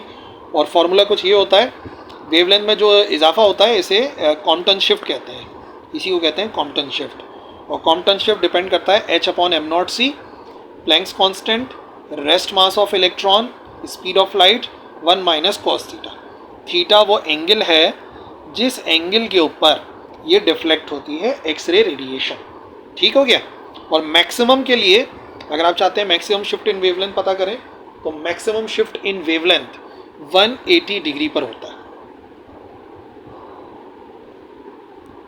Number 4, wave particle duality.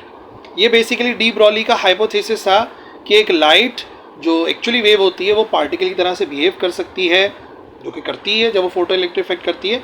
तो इसका मतलब मैटर जो कि एक्चुअली एक पार्टिकल होता है वो भी बिहेव कर सकता है लाइक अ वेव। और जब कोई पार्टिकल वेव की तरह से बिहेव करता है तो उसकी वेवलेंथ को डी ब्रॉली वेवलेंथ कहते हैं, जो इस फॉर्मूले से कैलकुलेट होती है H/mv। या आप इसको याद रख सकते हैं, mv असल में मोमेंटम होता है, तो इसको आप p से भी जाहिर कर सकते हैं। यही वजह है कि अक्सर जब मोमेंटम ऑफ रेडिएशन निकालना होता है तो वो H/λ से निकालता है। ये किस चीज़ का मोमेंटम है, ये है मोमेंटम ऑफ रेडिएशन। ठीक है ना, ये फॉर्मूला है मोमेंटम ऑफ रेडिएशन का। और डेविस एंड जर्मर एक्सपेरिमेंट ने इसी को कंफर्म किया था, जो कि उन्होंने डिमॉन्स्ट्रेट किया था कि इलेक्ट्रॉन डिफ्रैक्ट करता है। ठीक है, इसका मतलब है कि इलेक्ट्रॉन की भी प्रॉपर्टी जो है वो वेव प्रॉपर्टीज रखता है इलेक्ट्रॉन, क्योंकि diffraction is the property of wave.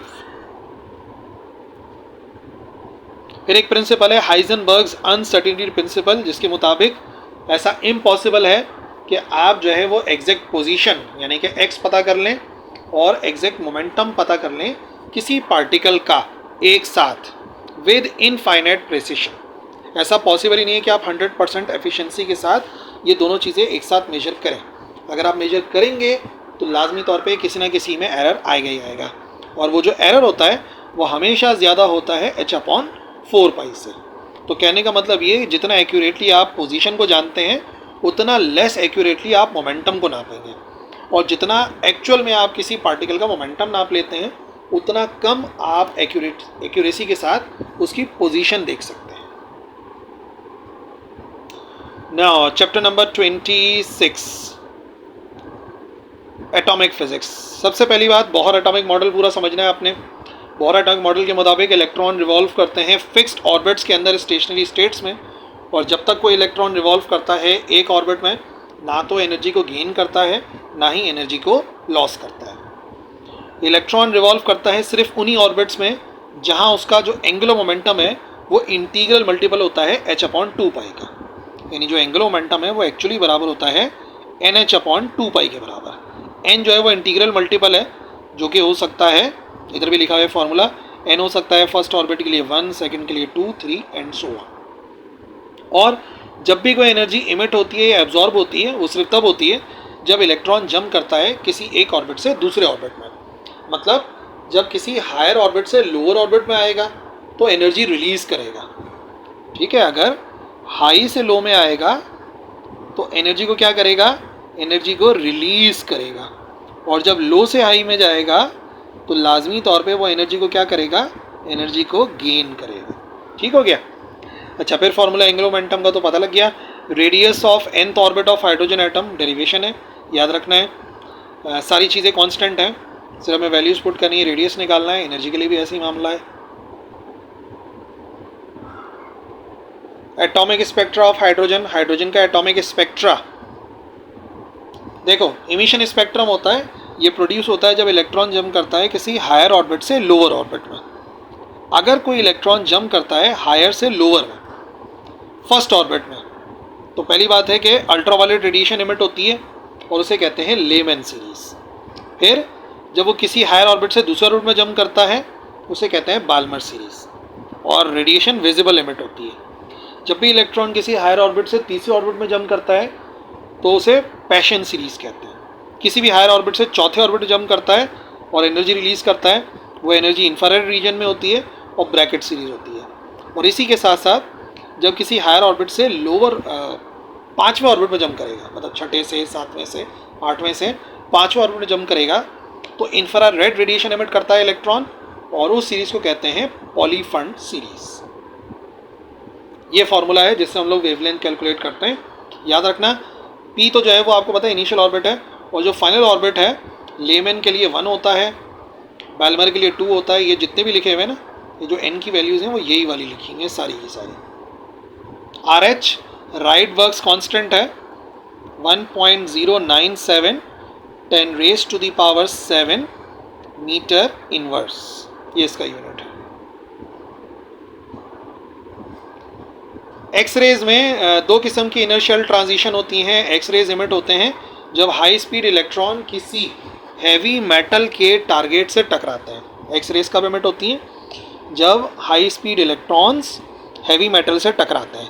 और याद रखो, इसी को रिवर्स में आप कह सकते हैं फोटो इलेक्ट्रिक इफेक्ट, क्योंकि फोटो इलेक्ट्रिक इफेक्ट में क्या होता है, फोटो इलेक्ट्रिक इफेक्ट में फोटोन टकराते हैं, इलेक्ट्रॉन इमिट होते हैं। यहाँ पे इलेक्ट्रॉन टकराते हैं और एक्सरे के फोटोन इमिट होते हैं। तो दो किस्म के एक्सरे होते हैं। कंटिन्यूस एक्सरे जो है ब्रह्म-स्ट्रैलिंग स्पेक्ट्रा कहलाता है। ये तब प्रोड्यूस होता है जब इलेक्ट्रॉन किसी न्यूक्लियस से करीब से गुजरते हैं और स्लो डाउन होते हैं। इसी स्लो होने को हम कह सकते हैं कि इनको ब्रेक लगता है। और ये जो ब्रह्म-स्ट्रैलिंग है ना, इसका मतलब होता ही है ब्रेकिंग रेडिएशन, रोकने वाली ना, ब्रेकिंग रेडिएशन। और जो करेक्टरिस्टिक स्पेक्ट्रा है वो इनर्शियल ट्रांजिशन की वजह से होता है। जब भी कोई इलेक्ट्रॉन टकराने वाले इलेक्ट्रॉन की वजह से डिस्प्लेस हो जाता है, नॉकआउट हो जाता है, तो दूसरा इलेक्ट्रॉन उसकी जगह को ऑक्यूपाई करता है एक्सरे इमिट करने के बाद। फिर बारी आती है लेज़र की। Laser stands for light amplification by stimulated emission of radiation. जिनमें की प्रोसेस कौन कौन से हैं। स्पॉन्टेनियस इमिशन होता है जब रैंडमली कोई इलेक्ट्रॉन ड्रॉप हो जाता है ग्राउंड स्टेट में अपना टाइम मुकम्मल करने के बाद। स्टिमुलेटेड इमिशन कब होता है?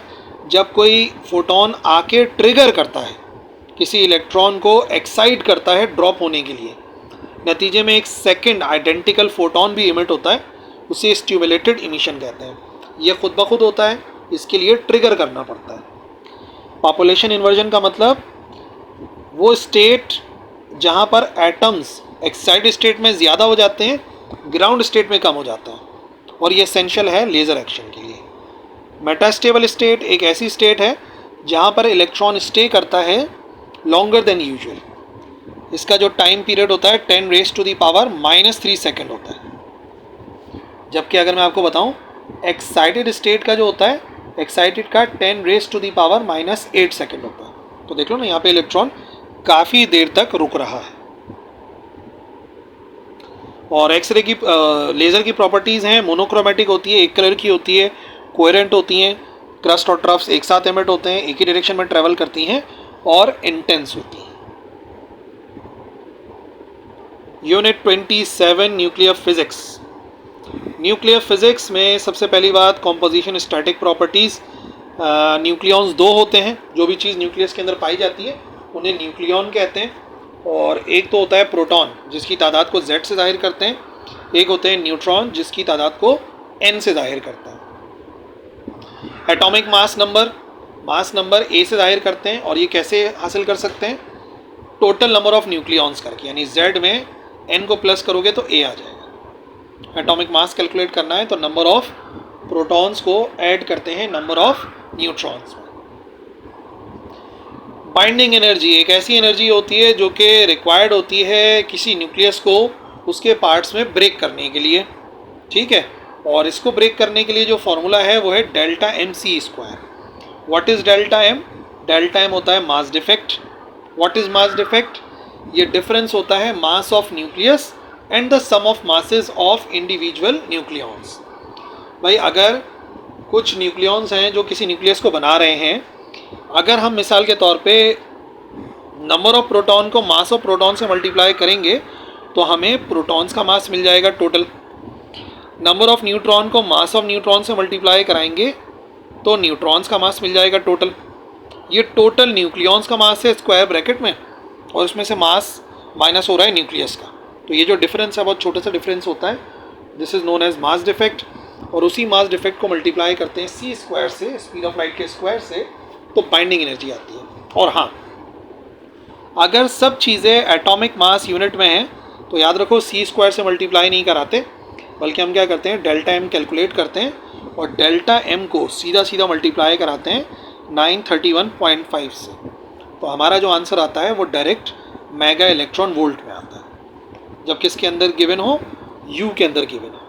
जैसे मिसाल के तौर पे मास ऑफ प्रोटॉन गिवन हो 1.0078 यूनिफाइड मास या एटॉमिक मास यूनिट, और मास ऑफ न्यूट्रॉन हो 1.0086 यूनिफाइड मास या atomic mass unit. Radio activity एक स्पॉन्टेनियस और रैंडम प्रोसेस है जिसमें अनस्टेबल न्यूक्लियाई रेडिएशन को एमिट करते हैं और स्टेबल हो जाता है। अनस्टेबल न्यूक्लियाई अपने आप को स्टेबल करने के लिए रेडिएशन को एमिट करेगा। 3 टाइप का डीके होता है। पहले टाइप का डीके कहलाता है अल्फा डीके। जब भी किसी न्यूक्लियस से अल्फा एमिट होता है तो याद रखो, समझ लो एक हीलियम पार्टिकल एमिट होगा। हीलियम एमिट होने का मतलब atomic number decreases by 2 and atomic number decreases by 4, क्योंकि हीलियम का एटॉमिक नंबर 2 होता है और एटॉमिक मास 4 होता है। बीटा इमिशन ऑफ इलेक्ट्रॉन या पॉजिट्रॉन, पॉजिटिव बीटा भी हो सकता है, नेगेटिव बीटा, इसे नेगेटिव बीटा कहते हैं, इसे पॉजिटिव बीटा कहते हैं।